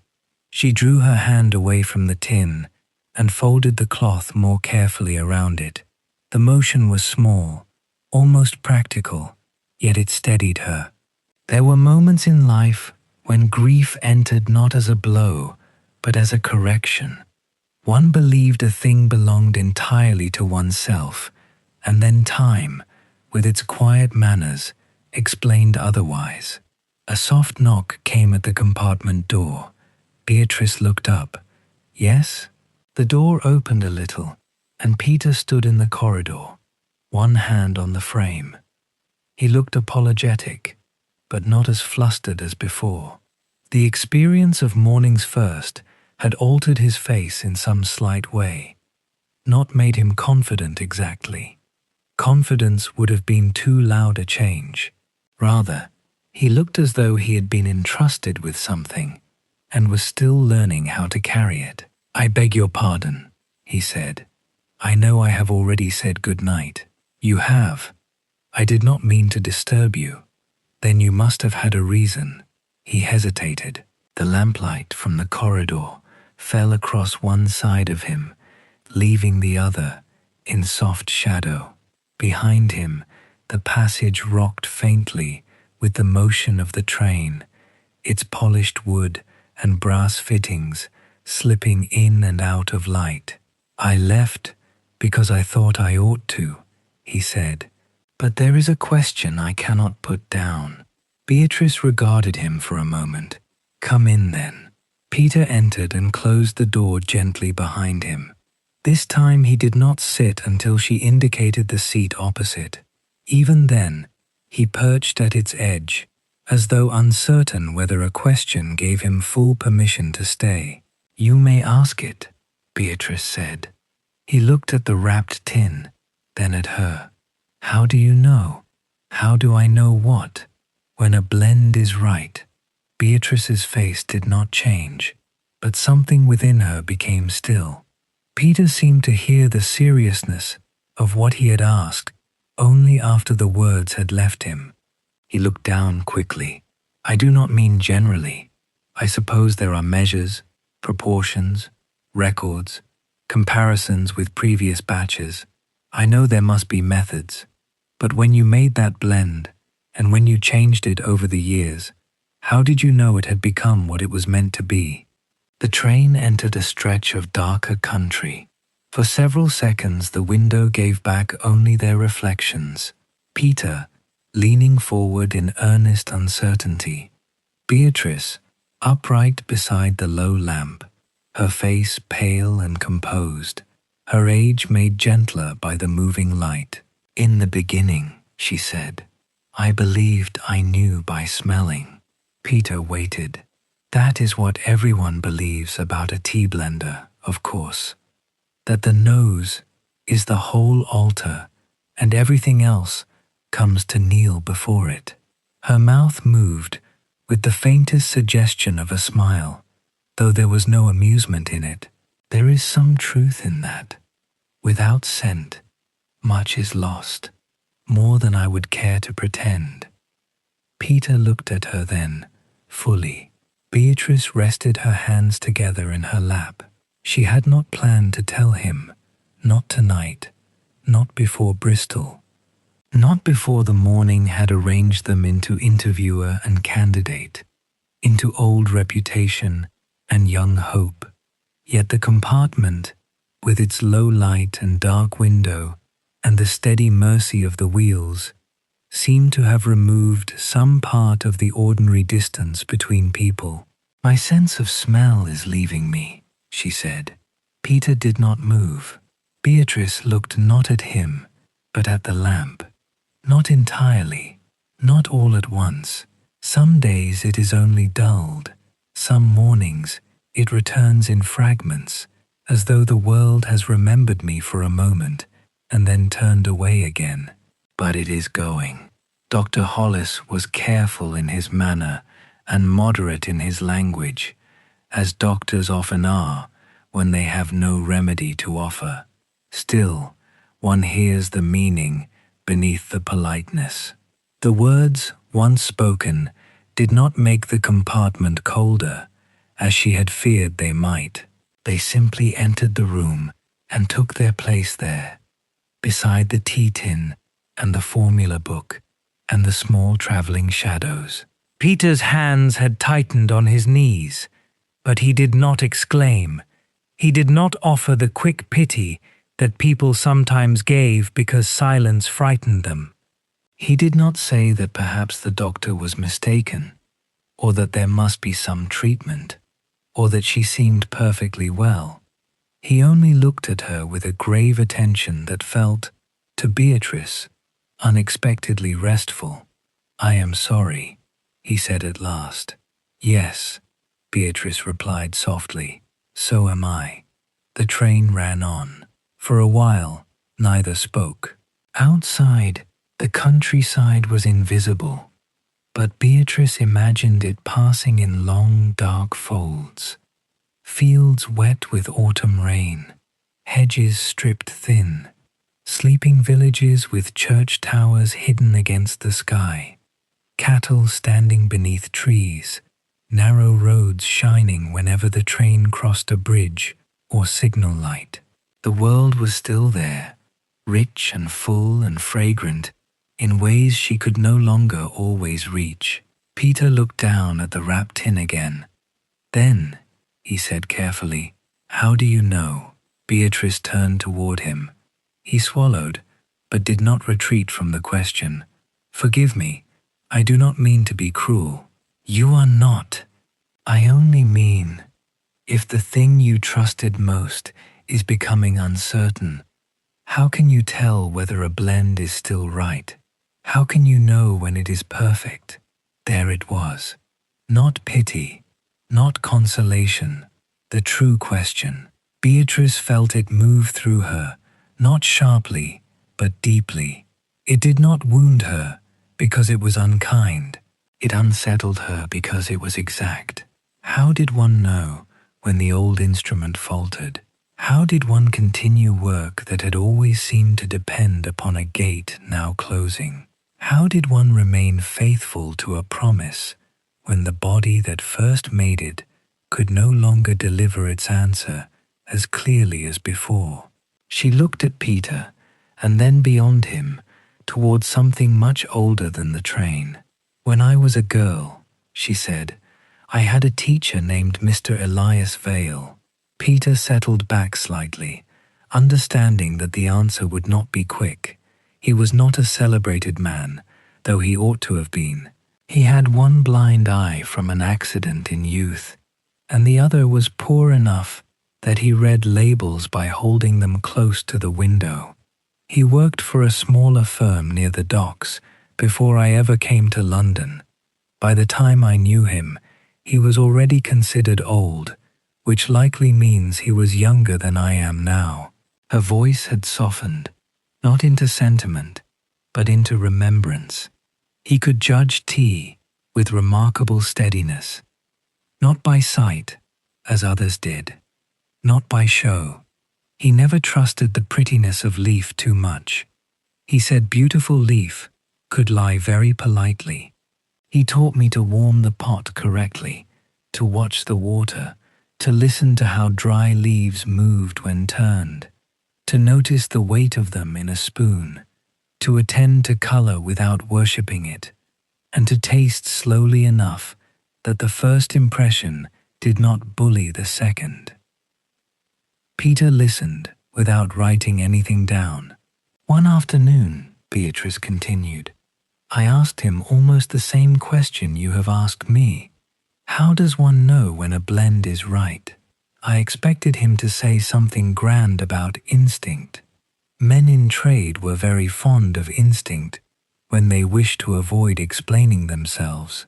Peter almost smiled, but Mr. Vale said, You know by remembering what you promised it would be. The words seemed to settle with the rhythm of the train. At the time, I thought he meant a commercial promise, Beatrice said.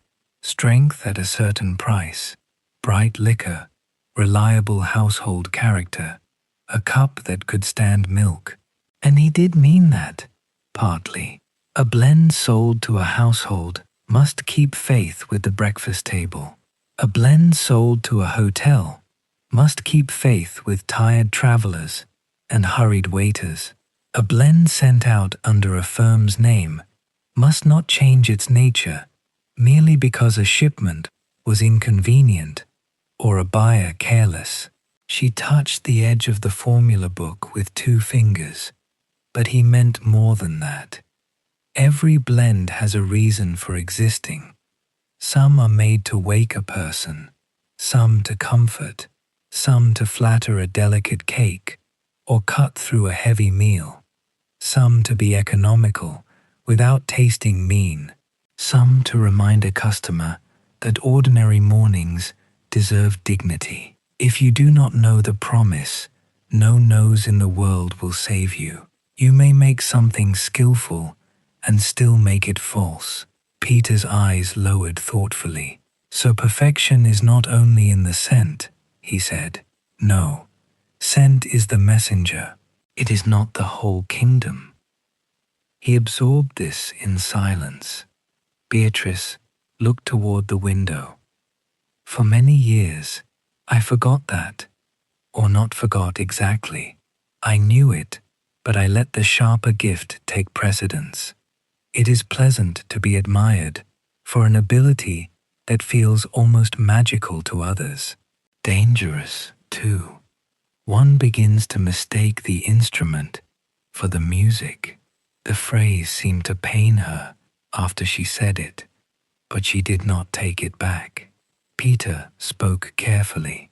"And now," she said, "I must remember more deliberately." The lamp flickered as the train curved. Light moved across the compartment, over the tin, the book, the folded gloves, Peter's attentive face. Beatrice felt strangely tired, but the tiredness was not the same as defeat. It was more like the feeling after setting down a heavy case one had carried too far without admitting its weight. "I compare with older notes," she said. "I ask for repeated cups. I trust records I once wrote when I could trust my senses without fear. I pay attention to texture, taste, color, the way a tea behaves as it cools. I listen more closely to others, though I choose carefully whom I hear, and sometimes I do not know. That is the hardest part, to say, even privately, I do not know." Peter's expression softened at that, perhaps because he recognized the words from his own confession in the dining car. Beatrice turned back to him. But Mr. Vale was right. When the nose cannot give the whole answer, memory must help. Attention must help. Honesty must help. The promise must help. "And mornings first?" Peter asked. She looked at the blue-wrapped tin. "That one promised morning without demand," she said. "A beginning that did not insist upon cheerfulness. A little light for someone who had learned not to expect too much of it." Peter was quiet. "You found that," Beatrice said. "Not because you knew the formula, not because you knew its name. You found it because you attended to it." He looked almost distressed by the weight of this. "I do not know that I deserve such credit. Deserving is not the matter. Noticing is." The train's rhythm slowed for a few moments, then gathered again.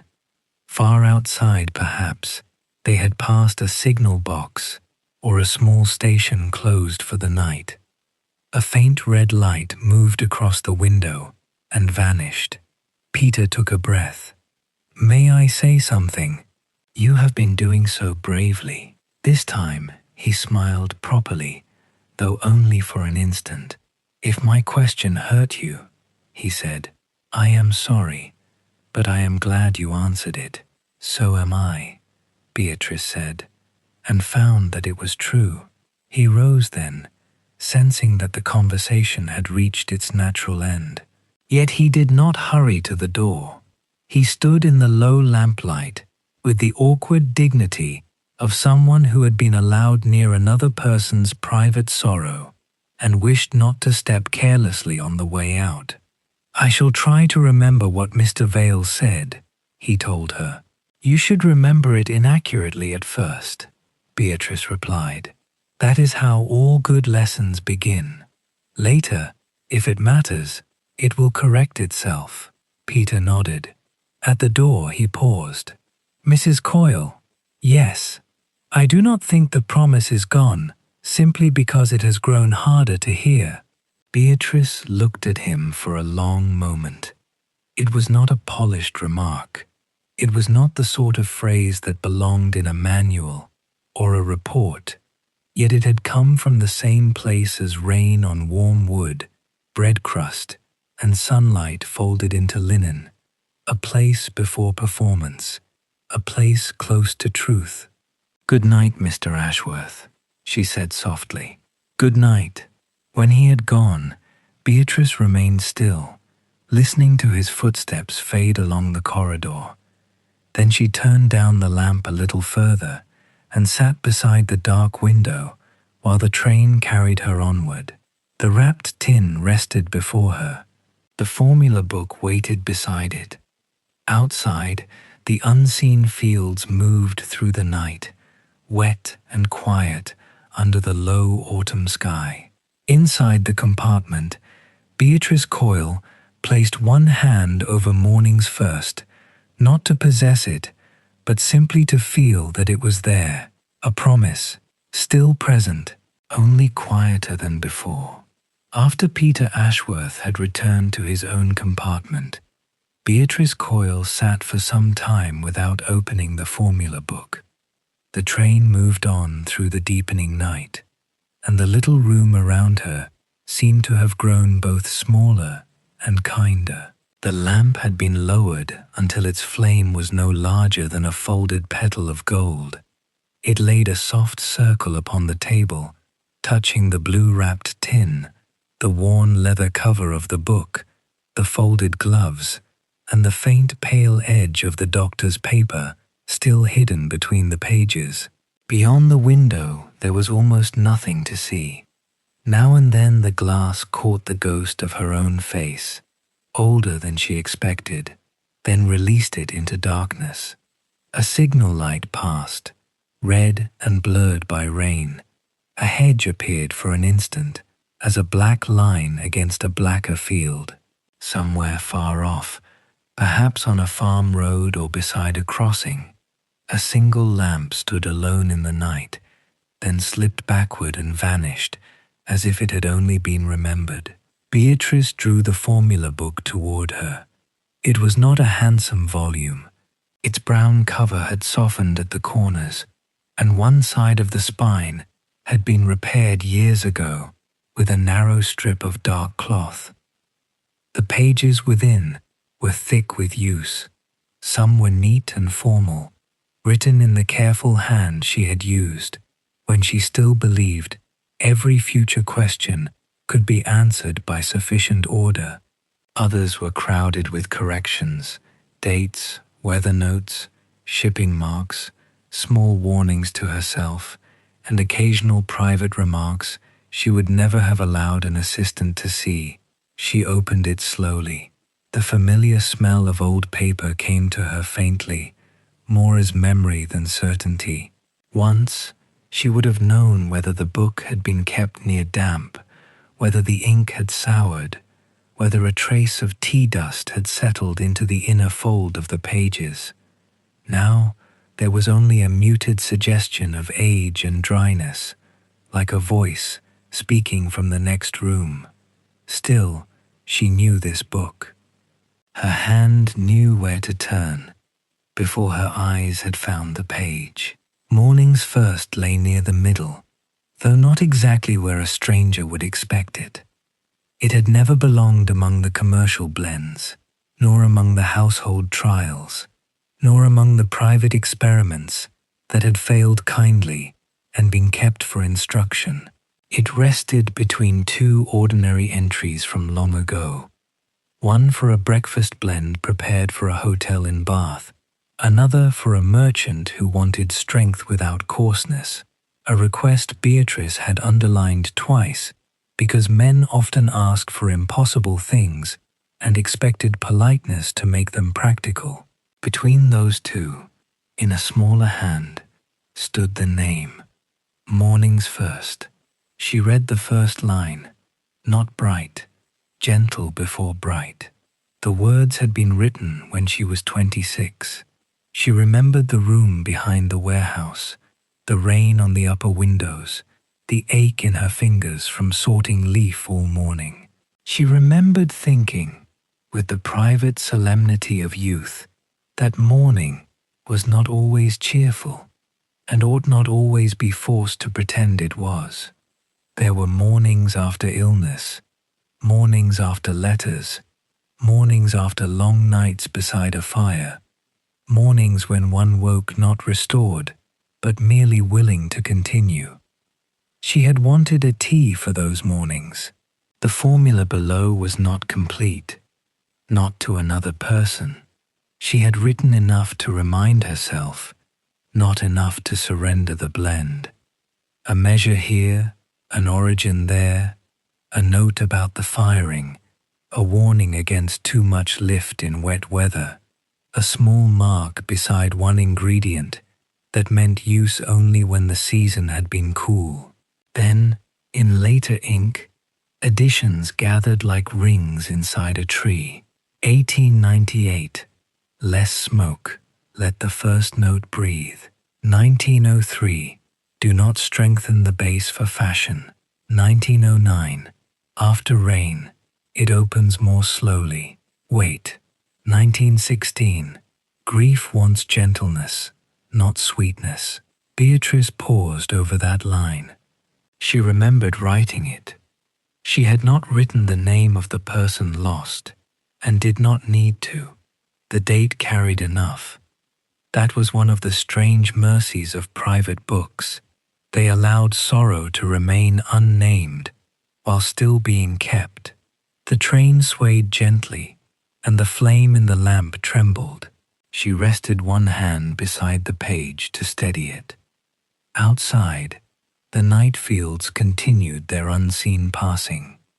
They must be somewhere beyond Reading now, perhaps already drawing nearer to the darker country westward, where villages slept with wet roofs and bare orchards stood like ink drawings against the sky.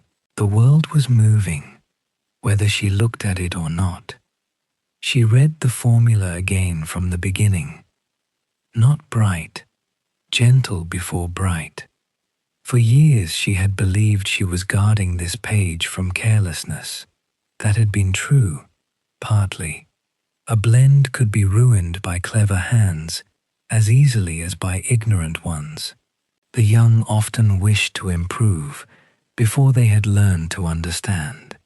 The ambitious wanted a signature. The hurried wanted a shortcut. She had seen men take a quiet tea and force it to speak louder, then call the result progress. But tonight, with Peter's words still lingering in the compartment, another truth entered softly. Perhaps she had also guarded it because keeping it private had allowed her to believe some part of herself could remain untouched by time. The thought did not arrive cruelly. It came with the slow steadiness of the wheels beneath her, as if the train had been carrying it for miles and had now set it down beside her. Morning's first had been hers, because she had made it, altered it, listened to it, protected its promise. But no promise was truly kept by being locked away forever. A promise kept only inside one pair of hands was a fragile thing, however devoted those hands had been. Beatrice turned to a blank space at the bottom of the page. There was very little room left. She had used most of it over the years, adding cautions and refinements in smaller and smaller script. Still, beneath the last dated note, a narrow margin remained. She took out her pencil. For a moment she held it without writing. Her fingers felt slightly stiff from the cold and from the hour. The train rocked. The pencil point hovered above the page. It occurred to her that one line, once added, could not quite be taken back. Even if erased, the mark would remain in the paper. Then she wrote, 1894, night train to Bristol. Peter Ashworth noticed the opening note without knowing its name. She stopped there, looking at the sentence. It seemed too plain for what had happened. Yet she had always trusted plain notes more than decorated ones. They survived rereading. They did not ask to be admired. After a moment, she added another line. He described the promise, not the ingredients. The pencil rested in her hand. That was nearer. Beatrice read the two lines together. Peter Ashworth noticed the opening note without knowing its name. He described the promise, not the ingredients.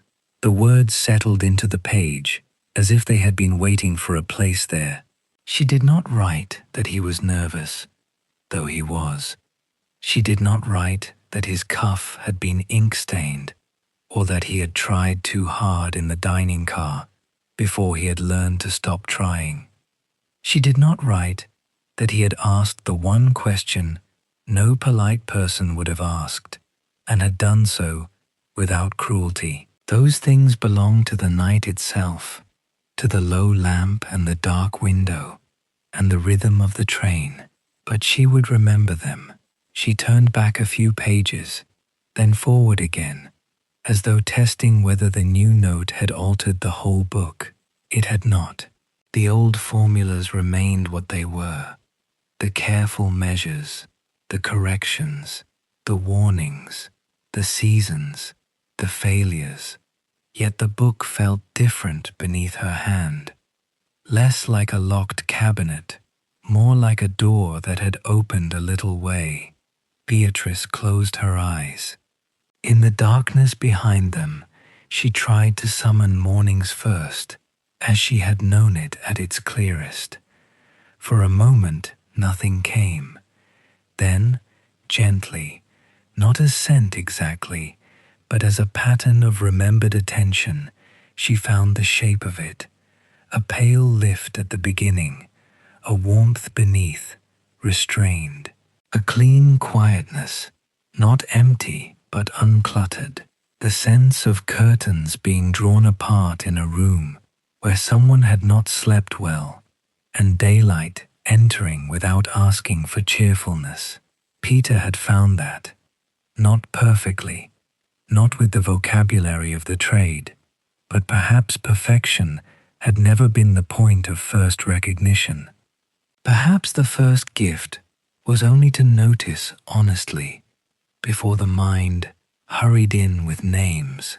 She opened her eyes again and looked at the blue-wrapped tin. For so many years, she had thought of continuation as a kind of preservation. Keep the formula safe, keep the standard steady, keep the language exact, keep foolish hands away from delicate work. All of that mattered. It still mattered, but the night had shown her another form of keeping. To keep a craft alive, one must sometimes let it pass through another person's uncertainty. That was a frightening thought, also a merciful one. The train entered a long, even stretch of track. Its rhythm became smoother, almost drowsy. Beatrice turned another page and saw the names of blends she had made for people now dead, firms now changed, households whose breakfast tables had long since been sold, inherited, or cleared. Strong mourning for Admiral Havers, soft Ceylon mixture for Mrs. Ellery after fever, a reduced-cost blend for a school, with the note, "Do not make poverty taste punished." She touched that line with a faint smile. Mr. Vale would have approved of it. She could almost see him again, the poor eye clouded, the good one narrowed toward the light, his hands large and stained at the fingertips, his voice dry as paper when he corrected her. "You know by remembering what you promised it would be." At 20, she had thought the sentence useful. At 40, she had thought it wise. Tonight, for the first time, she understood that it was also an instruction for letting go. A promise did not belong to the maker alone. It belonged to whoever could keep it faithfully. Beatrice slipped the pencil back into her bag. She left the book open a little longer, allowing the ink and graphite and old paper to rest in the lamplight. The new note looked small among the older ones, yet she knew she would find it again.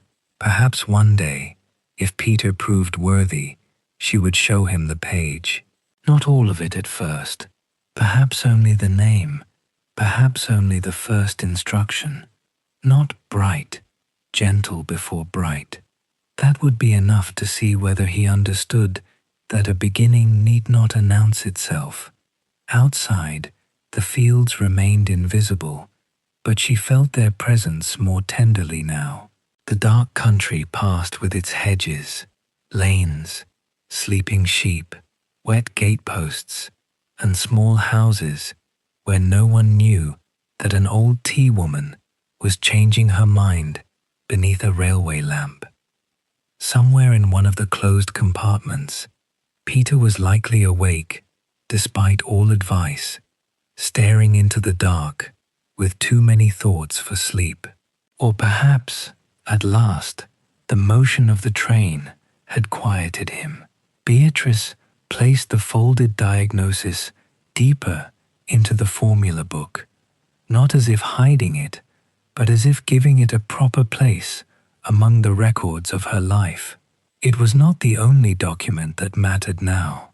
There were other notes, older notes, newer ones. A sentence about a young man who had noticed the promise before he knew the name. She closed the book gently. The sound of the covers meeting was soft, final only for the night. Then she rested her palm upon it and sat listening to the train. The wheels carried their patient rhythm through the floor, through the wooden walls, through the small table, and the old book beneath her hand. For the first time since Dr. Hollis had folded his hands across his desk and spoken in his careful voice, Beatrice did not feel that the future was simply narrowing. It was changing shape, that was all.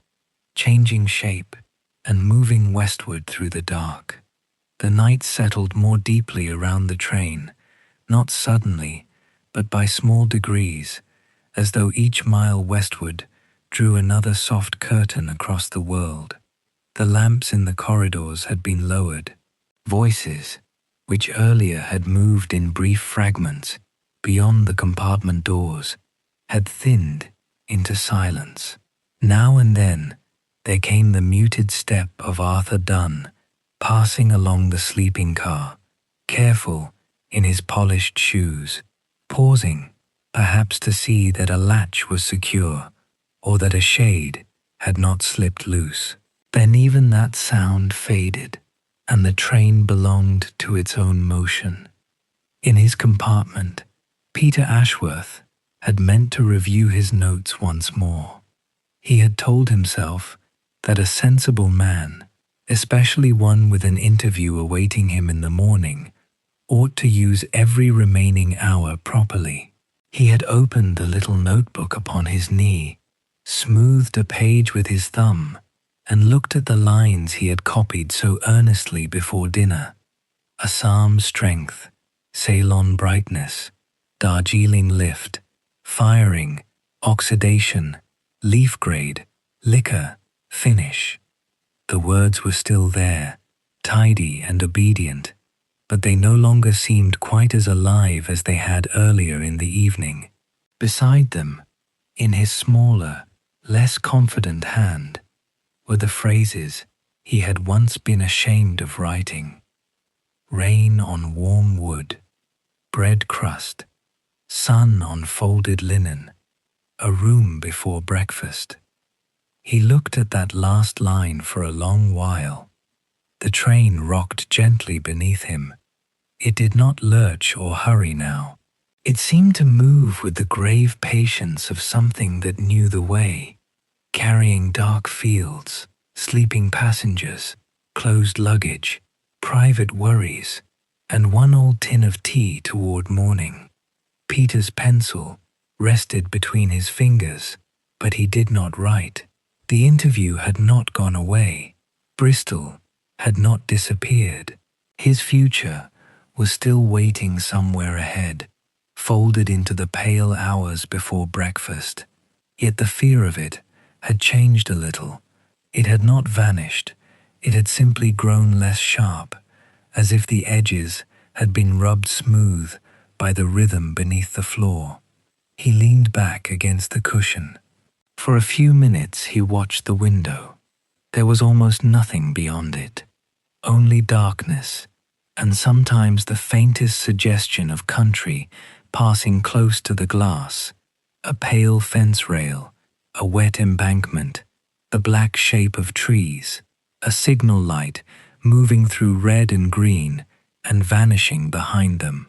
The glass reflected the compartment lamp and his own face, made older by fatigue and softer by shadow. He looked at himself and thought, with a strange calmness, that perhaps he did not need to become someone else by morning. Perhaps it would be enough to arrive as someone who could admit what he did not yet know. The thought was so gentle that he did not defend himself against it. His hand loosened around the pencil. The notebook slipped a little on his knee, but did not fall. He heard the wheels beneath him, turning and turning, speaking in the same low pattern until it no longer sounded like iron on rail, but like a sentence repeated too softly to understand. Click and hush, click and hush, a seam of sound, steady and untroubled, running through the dark. In another compartment, Beatrice Coyle had also prepared herself for sleep, with the deliberate care of someone accustomed to traveling alone. She put the pencil away. She fastened the clasp of her bag. She laid the formula book upon the little shelf beside the berth, not hidden, not guarded too tightly, only placed where her hand could find it if she woke in the night. The blue-wrapped tin of morning's first remained beside it for a moment longer. Then she touched the cloth once, very lightly, and set it next to the book. The gesture felt less like locking something away than leaving it to rest. She removed her gloves, folded them together, and unpinned her hat. Her hair, loosened slightly at the temples by the long evening, showed more silver in the lamplight than it did by day. She did not look at herself long. There were hours when a mirror was useful, and hours when it offered only information one had not requested. Instead, she turned down the lamp until the compartment grew dim and amber, with shadows gathered softly in the corners. The berth had been made up with railway neatness: white sheet, wool blanket, narrow pillow, all arranged with a plain competence that comforted her more than luxury would have done. Beatrice sat on the edge for a moment before lying down. Through the partly shaded window, the night moved beside her, close and endless. Somewhere beyond that darkness lay towns whose names she knew: junctions, cuttings, wet meadows, bridges over unseen streams. Somewhere ahead, Bristol waited with its early smoke, its damp platforms, its business offices, its interview room, its cups set out for judgment, but not yet. For now, there was only the train. She drew the blanket over herself and felt its woolen weight settle across her shoulder and arm. The warmth did not arrive at once.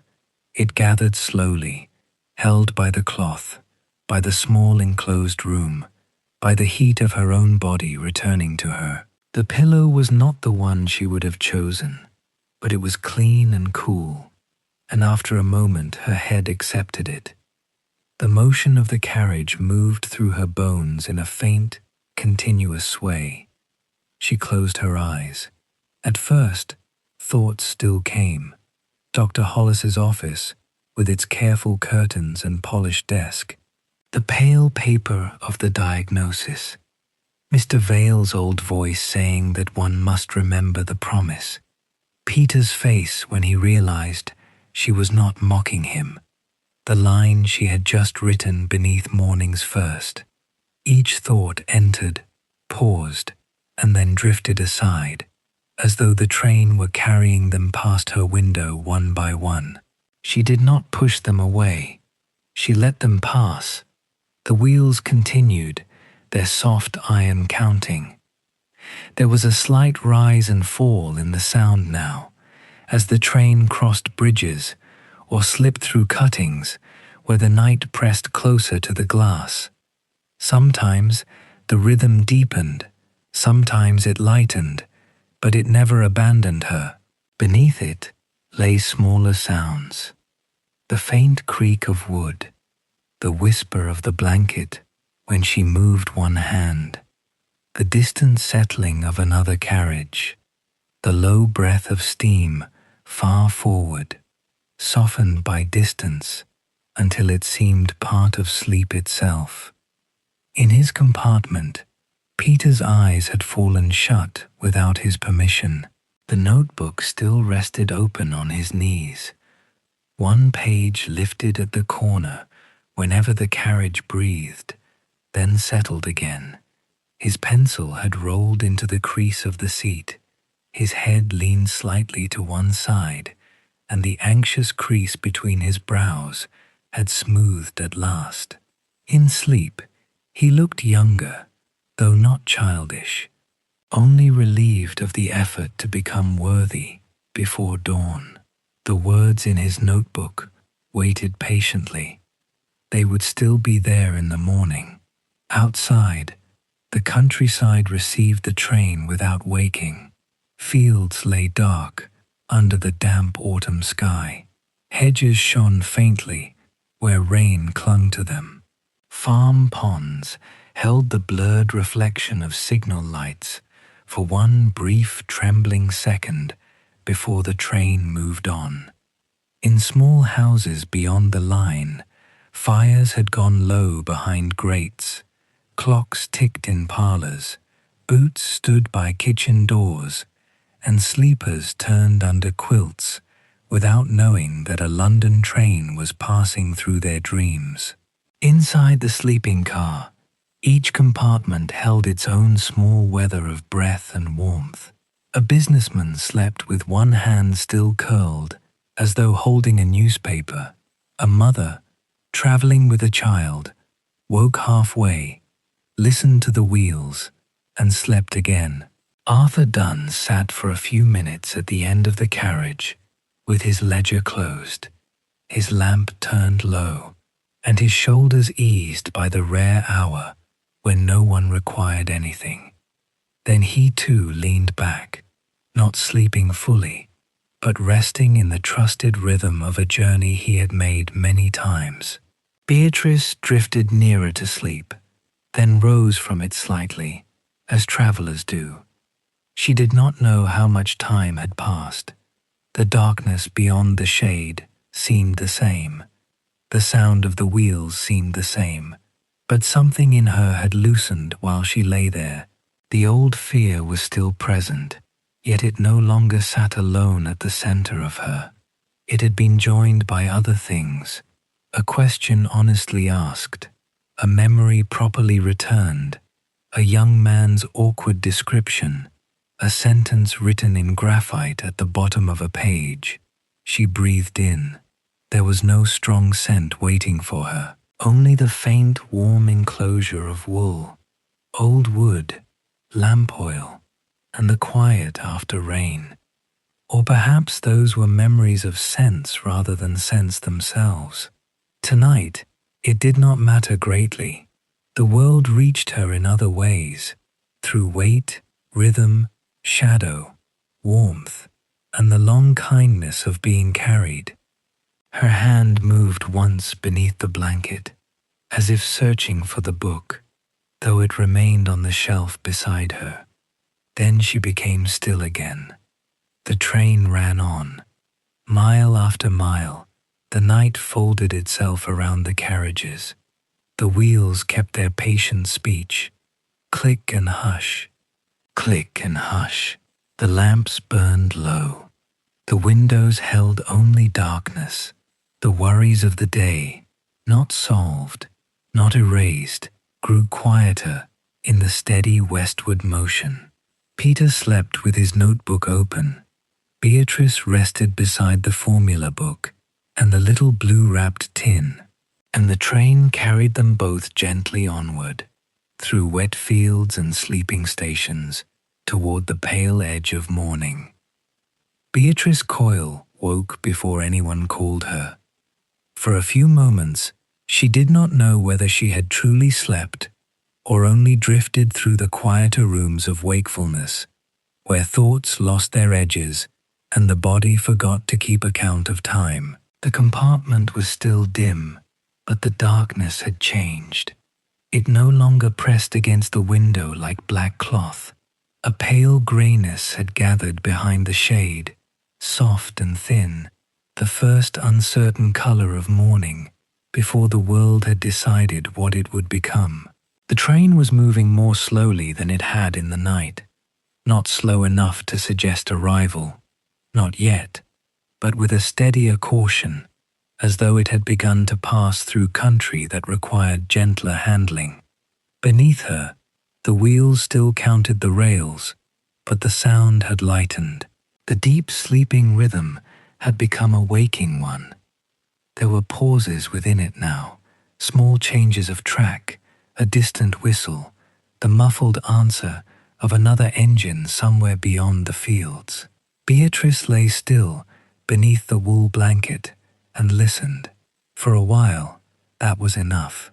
The formula book rested on the narrow shelf beside her, exactly where she had placed it. The blue-wrapped tin of Morning's First stood beside it, its cloth dulled by the half-light. In the weak dawn, both objects looked less guarded than they had under the lamp. They seemed merely old, useful, patient, things that had kept faith through the night without requiring her hand upon them. She sat up slowly. The compartment held the coolness that comes just before the day begins properly. The last warmth of the lamp had gone from the air, and the blanket slipped from her shoulders with a faint, rough whisper. She drew it back around herself for another moment and turned toward the window. The shade had not been fully lowered. A narrow band of morning showed beneath it, pale blue-grey, crossed now and then by the darker strokes of hedges and telegraph posts.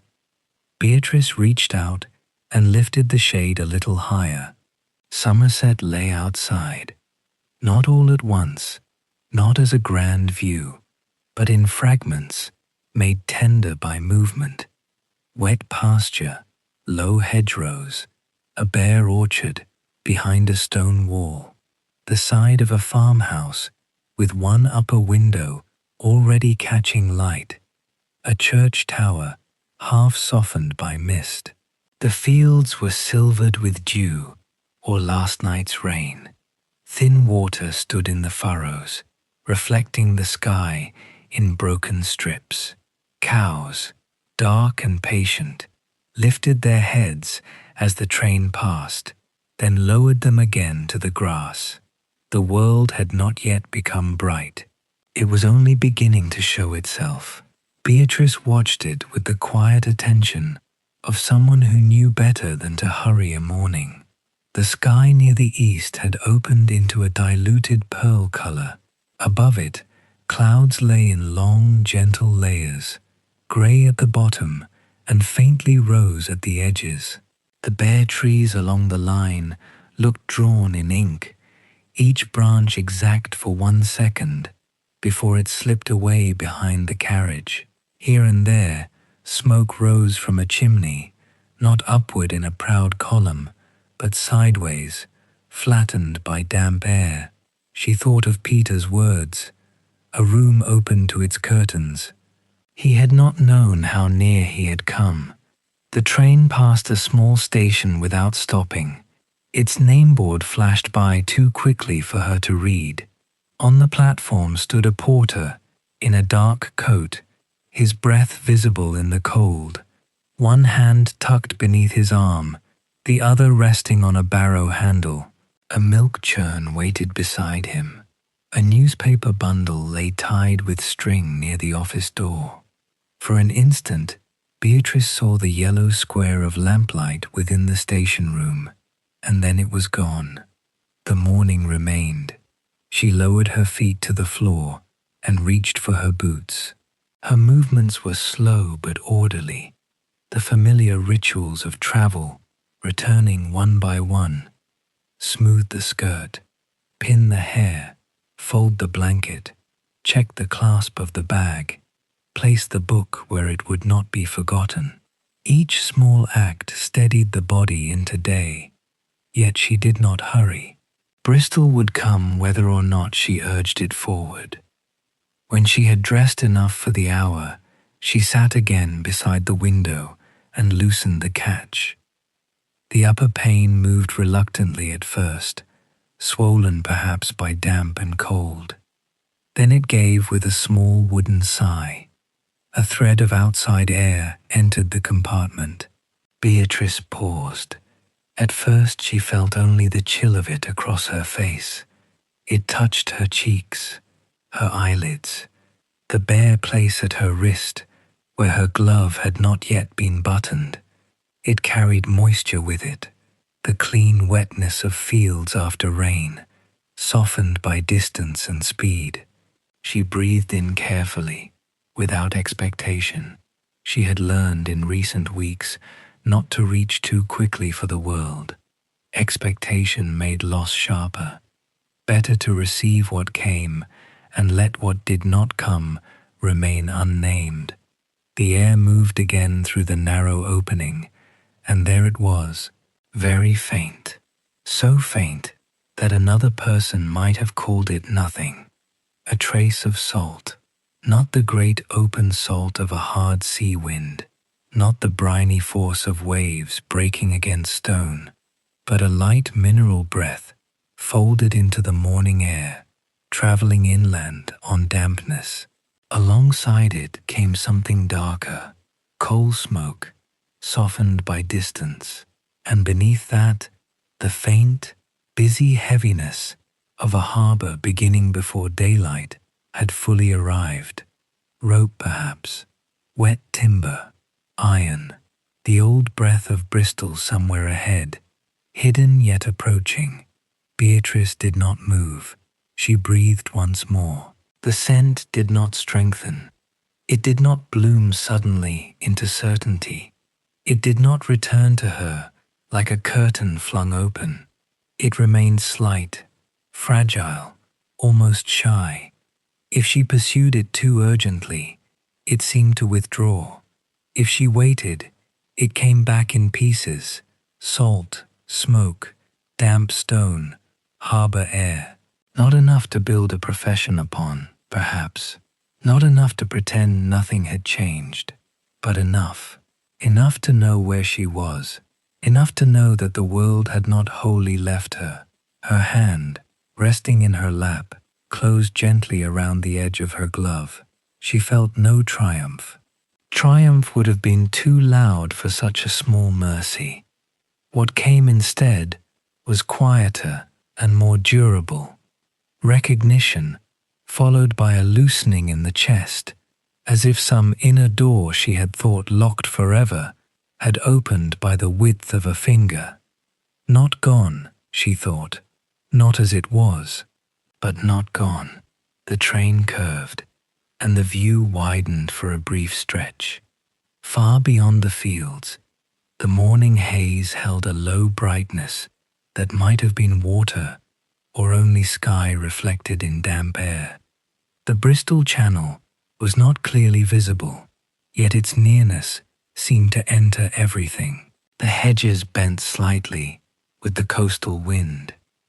The smoke from chimneys thinned and travelled westward. Even the colour of the light seemed different, cooler and more open than the enclosed darkness of the night. Beatrice remained by the window, letting the air touch her face. She thought of Dr. Hollis, careful and kind, offering no false comfort. She thought of the folded diagnosis resting inside the formula book, no longer hidden like a shameful thing, but kept among other records. She thought of Mr. Vale, whose poor eyes had never prevented him from teaching her how to notice. She thought of Peter sleeping with his notebook open, perhaps waking soon to the panic of a young man who believed the morning had arrived too quickly. A small smile touched her mouth. The scent from the window faded, then returned as the train passed over a bridge. Below, a narrow stream moved darkly between wet banks. On the far side, a line of cottages stood close together, their roofs shining. A woman in a shawl opened a back door and threw something to hens in the yard. Smoke began from another chimney. Somewhere, a dog barked once, made soundless by the glass and the distance. Beatrice did not need to possess the whole of it. That was the lesson the dawn brought. Slowly, and without sermon. Loss had not erased the world. It had changed the terms by which the world reached her. Some things would arrive dimly now. Some would have to be remembered. Some would need to be confirmed by records, by patience, by trusted hands, by another person's honest attention. But dimness was not absence. Quietness was not betrayal. A promise could still be present, even when it had grown harder to hear. She closed the window, almost fully, leaving only a narrow line for the air. Then she drew the formula book onto her lap and opened it, not to the doctor's paper, but to the page she had marked in the night. Morning's first waited there in its familiar place. The new pencil note looked softer in dawn than it had under lamplight. Peter Ashworth noticed the opening note without knowing its name. He described the promise, not the ingredients. Beatrice read the words once, then rested her hand over them. Outside, the fields grew clearer. The train gathered itself again, running now through the outskirts of morning. More houses appeared, more smoke, a yard with stacked timber, a canal or cut of water catching pale light. Telegraph wires rose and fell beside the line in long, graceful loops. The country was becoming town by degrees, without haste, one chimney and wall and crossing at a time. Soon Arthur Dunn would pass along the corridor and tap softly where needed. Soon Peter would wake and remember the interview. Soon Bristol would receive them with all its ordinary noises: porters, wheels, platform calls, steam, footsteps, the opening and closing of carriage doors. But for a little while longer, Beatrice sat with the book open and the morning air beside her. She had not been restored. That was not the gift. The gift was smaller and perhaps truer.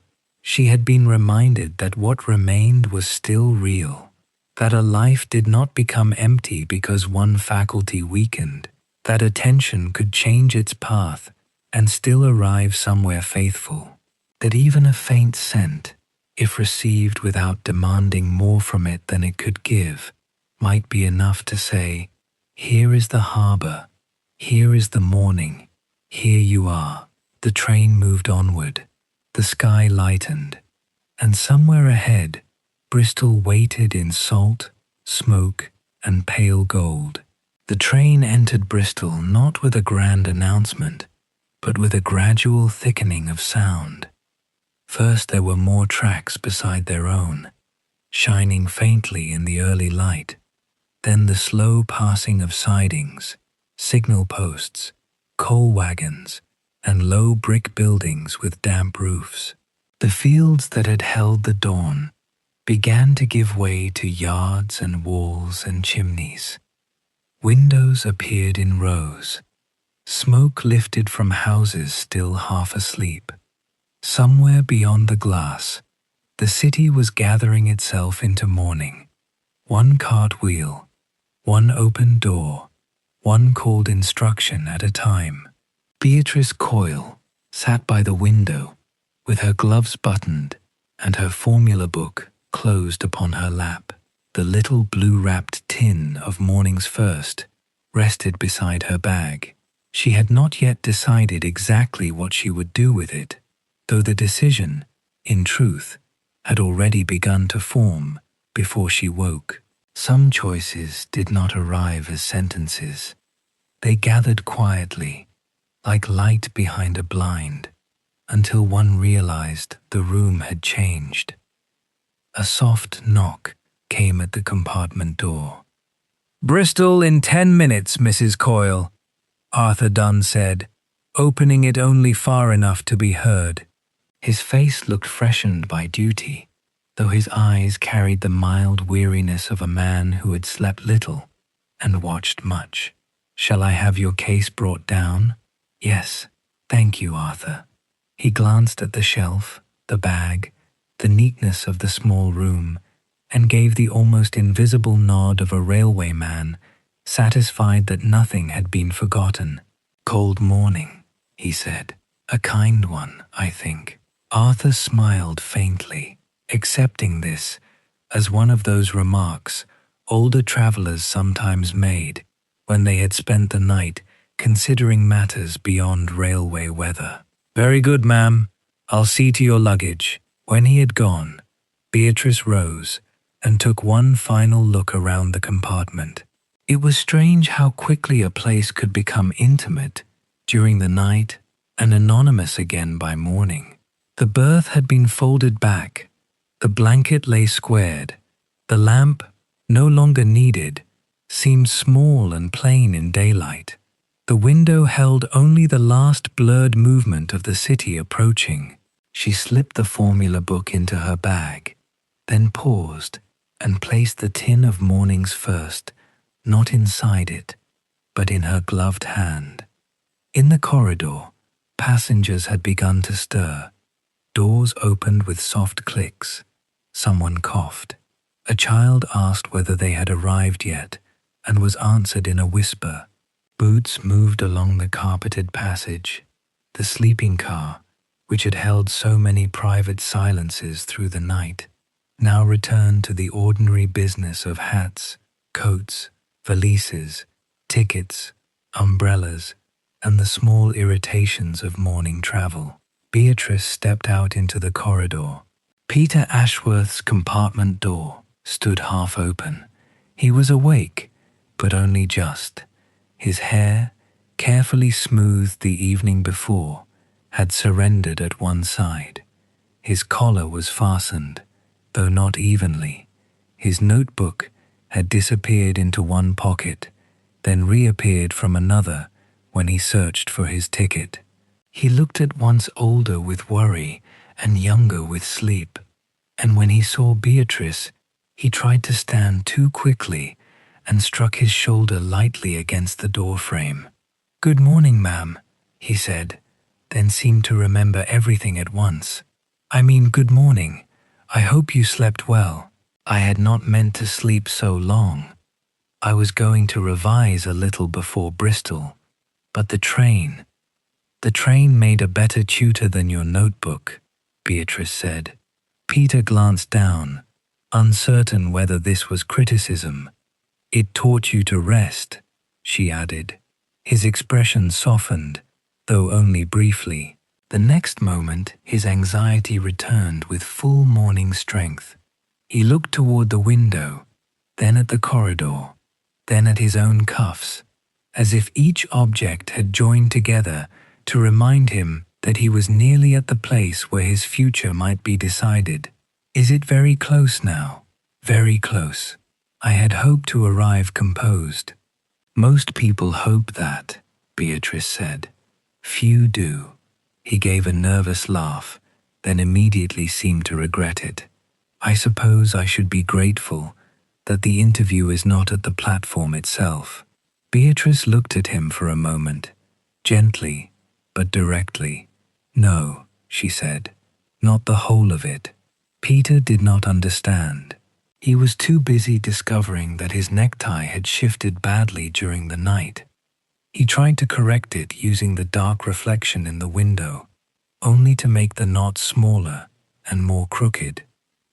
Beatrice watched for another second, then set the tin carefully on the narrow ledge by the compartment door. "Come here," she said. Peter froze. "Your tie, Mr. Ashworth, unless you intend to present it as evidence of originality." He flushed and stepped closer at once, lowering his chin with the obedient embarrassment of a young man being rescued from himself. Beatrice adjusted the knot with practical care, loosening it first, then drawing the fabric through properly. The gesture was small, almost maternal, though there was nothing sentimental in it. It belonged to the quiet world of morning travel. A collar straightened, a glove buttoned, a hat brushed free of lint before one stepped into public view. "There," she said. "You may now look nervous," in a respectable manner. This time Peter's laugh came more naturally. "Thank you, ma'am." The train slowed again. Outside, the platform roofs of Bristol began to appear, dark iron and glass catching the thin gold of the early hour. Steam drifted beside the windows. Men in railway caps moved along the edge of the platform. A porter lifted his head as the train approached. Peter drew in a breath. "I should ask your name properly," he said, with sudden awkward politeness. "After last night, I mean. You were very kind, and I never—" "No," Beatrice said softly. "You did not." He looked at her then, perhaps noticing for the first time the composure of her traveling dress, the quality of her gloves, the old authority in the way Arthur Dunn had spoken her name, the worn formula book held not like a private amusement, but like a working instrument. A thought crossed his face, but it was too unlikely for him to accept at once. "My name," she said, "is Beatrice Coyle." For a moment, Peter was entirely still. The train seemed to make the next sound for him, a long sigh of brakes, a shudder running through the carriage, the slow iron complaint of arrival. Outside, the platform began to move past more slowly, faces and lamps and luggage sliding into place. Peter's mouth opened, then closed. Beatrice waited. "You are—" he began, and stopped. "Yes, Mrs. Beatrice Coyle. Yes, of Whitfield and Sons, among other places." Peter stared at her with the expression of a man who has discovered that the quiet passenger to whom he confessed his uncertainties is the very person appointed to judge them. Color rose to his face, then left it. His hand went at once to his pocket, where the notebook was kept, as if he might still shield himself behind its pages. "I did not know," he said. "No, I would never have spoken so plainly if—" "That," Beatrice said, "would have been a pity." He looked up. The train came to its final halt with a softened jolt. Somewhere ahead, a door opened. Platform voices entered the carriage, not loudly, but with the clear morning energy of arrival. "Bristol. Luggage for Bristol. Mind the step there." A whistle sounded in the distance, answered by another. Peter seemed unable to move. "I am sorry," he said. "For what?" "For being—" He searched for the word and looked almost miserable when he found only the honest one. "Unprepared." Beatrice picked up the blue-wrapped tin again.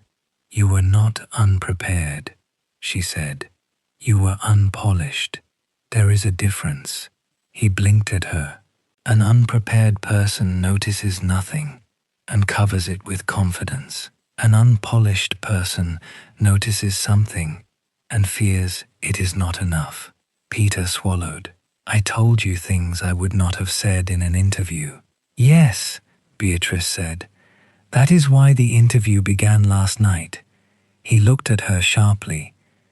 "In the dining car," she continued, "when you stopped reciting what a young man is expected to know and began telling me what you had actually noticed." The corridor was busier now.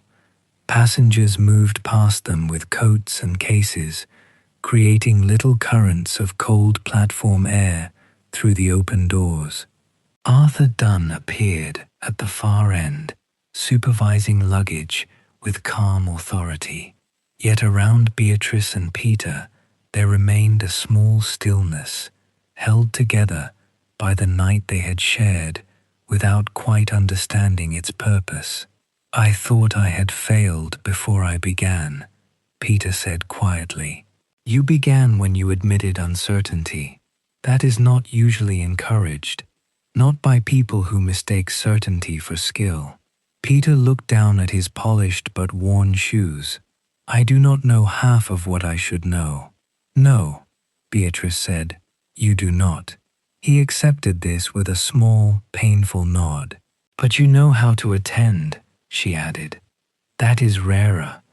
Knowledge may be taught to a willing mind. Attention must already have a place to live." The words seemed to reach him slowly, not as praise exactly, but as something sturdier, permission perhaps, or a door not fully opened but unlocked. A porter passed with Beatrice's case. Arthur Dunn looked toward her, and she nodded to show that she would follow in a moment. Peter straightened, though his nervousness had not gone. It had changed, as Beatrice's own fear had changed during the dawn. It was still present, but it no longer owned every corner of him. "Then I am still to come to Whitfield and Sons?" he asked. "Of course. And the formal interview?" "We shall have tea," Beatrice said. "We shall look at leaves. You will tell me what you notice. I may ask you some practical questions. You will answer what you can, and admit what you cannot." "That sounds rather difficult." "It is," she said. "Most honest things are, at first." The last passengers in their section began to descend. Morning light widened through the carriage doors. The platform smelled of steam, damp stone, coal smoke, and the faint salt thread Beatrice had recognized from the window. She received it gently, without demanding that it become stronger. Peter reached for his small case, then hesitated. "Mrs. Coyle?" "Yes. Last night, when I described your tea, I did not know it was yours." "I know. I hope I did not offend you." Beatrice looked at the tin in her hand, then at the young man before her, with his crookedly earnest face and newly corrected tie. "No," she said. "You reminded me of it." He did not understand all that she meant. Perhaps he did not need to yet. They stepped down from the carriage together. The platform at Bristol lay under the first true light of morning, the glass roof holding a pale brightness above the steam. Porters moved between trunks and parcels. A woman gathered two children close while searching for a missing glove. A gentleman complained mildly about a delayed connection. Somewhere tea was already being poured from a station urn, and the ordinary day, indifferent and merciful, went on beginning. Peter stood beside Beatrice, still slightly dazed, his case in one hand and his notebook safe in his pocket. Beatrice adjusted her grip on morning's first.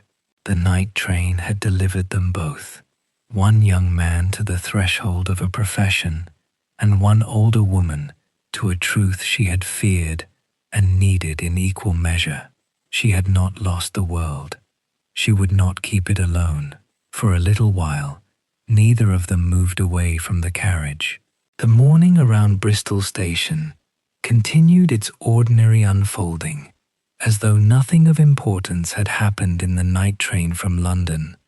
And perhaps that was the mercy of stations. They received every private turning of a life and folded it at once into luggage, steam, footsteps, ticket stubs, and the calling of names across platforms. A porter rolled a barrow past them, its iron wheels clicking over the joins in the stone. Somewhere near the refreshment room, cups were being set upon saucers with a small bright sound. Steam drifted under the glass roof, rose, thinned, and disappeared into the pale early light. Peter Ashworth stood beside Beatrice Coyle, with his small case in one hand, and his newly straightened tie already beginning, very slightly, to lose its discipline. He looked as if he were trying to hold several truths at once. The woman from the dining car was Beatrice Coyle. The conversation he had thought accidental had been noticed. The tea he had described with such uncertain honesty had belonged to her. The interview he had feared all week had already begun while he was tired, hungry, nervous, and far too truthful to protect himself properly. Beatrice watched these realizations pass across his face, one after another, and did not hurry him. There were moments in training, as in tea, that could not be improved by stirring. Arthur Dunn appeared at a short distance with Beatrice's case and paused, waiting for instruction. He had the tact of a man who had spent years carrying bags away from conversations that needed one more minute to finish. Beatrice gave him a small nod, and he set the case near a pillar, then moved off to assist another passenger whose umbrella had become caught in the handle of a trunk. Peter cleared his throat. "Mrs. Coyle," he said, and stopped. "Yes, Mr. Ashworth. I am not certain what I should say now. That is often the beginning of something useful." He looked down, then smiled faintly despite himself. The smile did not last long. His eyes went toward the station clock, high above the platform, its dark hands advancing through the early hour with the calm cruelty of public time. "I should go to my lodging first," he said. "Brush my coat, review the company history, try to look as if I slept properly." "You did sleep properly." "I slept with my mouth open and my notes on my knee." "Then perhaps do not mention the mouth." Peter laughed, and this time the sound was not merely nervous. It had warmth in it. Relief, though incomplete, had begun to enter him. Beatrice shifted the little blue-wrapped tin from one hand to the other. The cloth was cool from the morning air. Beneath it, the metal held the faint firmness of a thing that had traveled long and safely. Morning's first, a private blend, a young woman's promise, an old teacher's lesson, a record of attention made from leaves, memory, patience, and the quiet courage of beginning again each day. She looked at it for a long moment. Then she held it out to Peter. He did not take it. His eyes moved from the tin to her face. "Mrs. Coyle? For you." "No," he said at once, softly, but with real alarm. "I could not." "You can." "I truly could not. If that is the blend from last night, it must be." He searched for the proper word and failed, because value was not quite what he meant.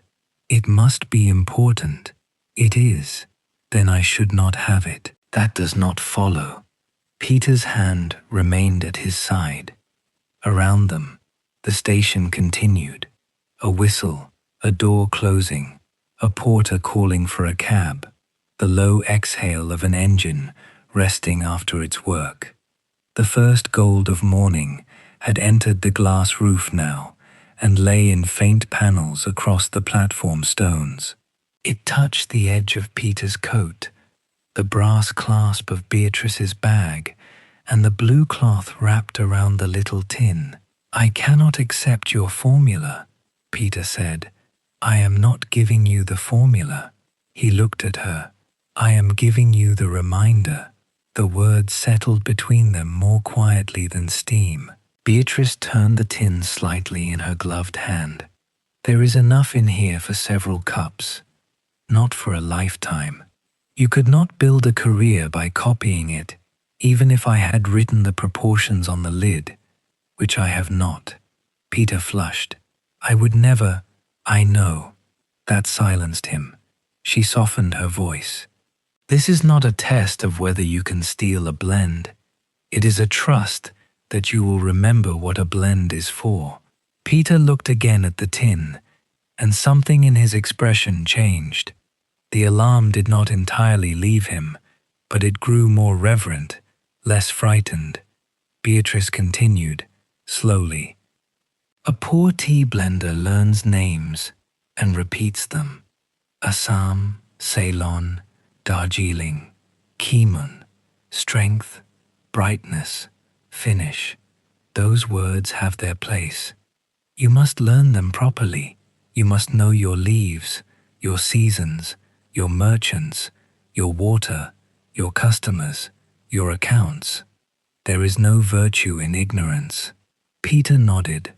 But a good tea blender, she said, learns to listen before naming, to notice before explaining, to ask what the cup has promised and whether it has kept that promise.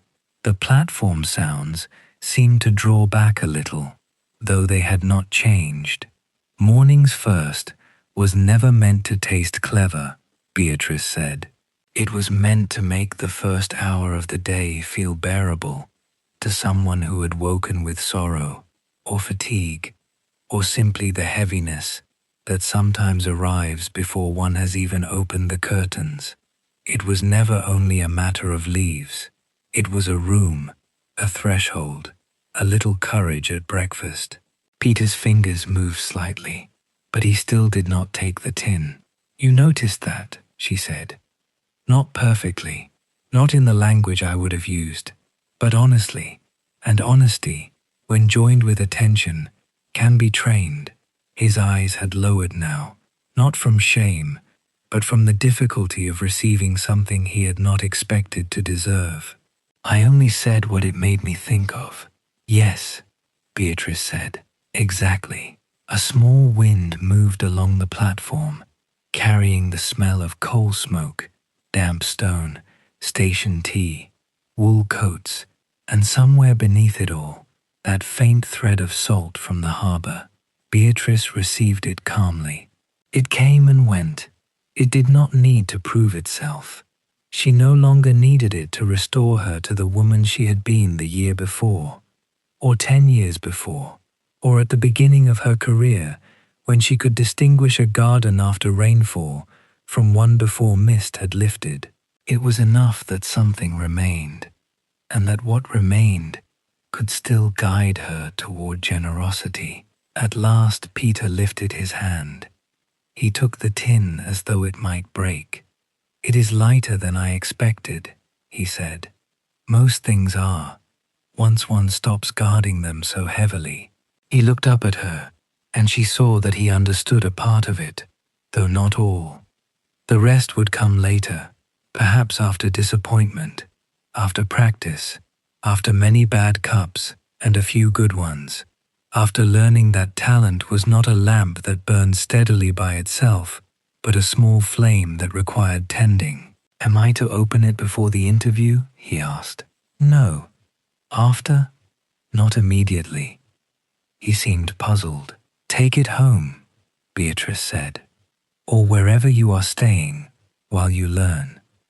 Wait for a morning when you are tempted to impress someone, or to pretend knowledge you do not yet possess. Then make a cup. Drink it slowly. Remember that you were chosen first, not because you knew everything, but because you were willing to notice something true. Peter held the tin closer. And if I am not chosen? He asked quietly. Beatrice looked at him for a moment. Then you will still need to learn that lesson.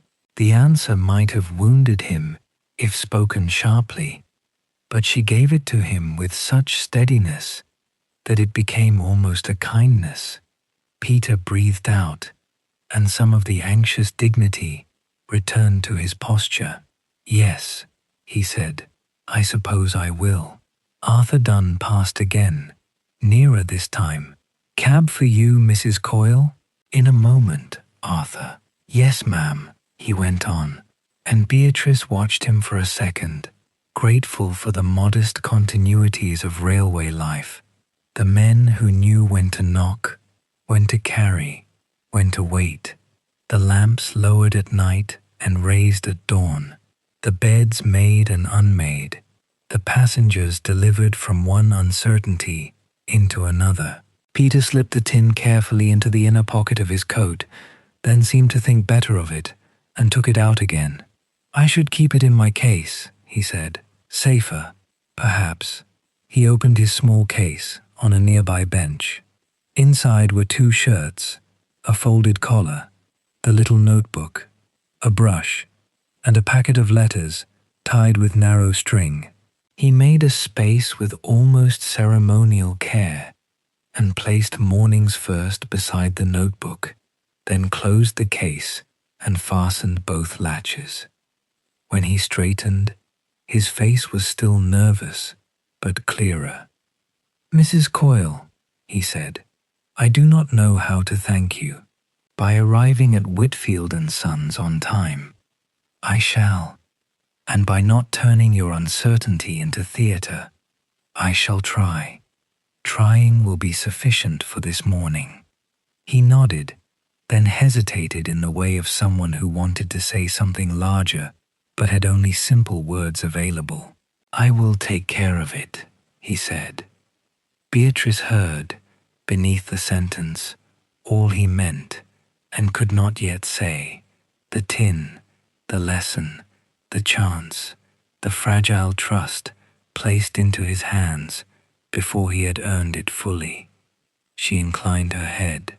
"I believe you will." The platform had grown busier. More daylight entered with each passing minute. The night train, which had seemed so complete a world in darkness, now appeared as a line of carriages being emptied, cleaned, and prepared to become part of another journey. Already, porters were removing linen. A man in a cap checked couplings. Someone laughed near the far end of the platform. Ordinary life, with its practical appetite, was reclaiming everything. Beatrice picked up her bag. Peter reached for her case at once. "May I?" She considered refusing, then allowed it. "Only as far as the cab stand," she said.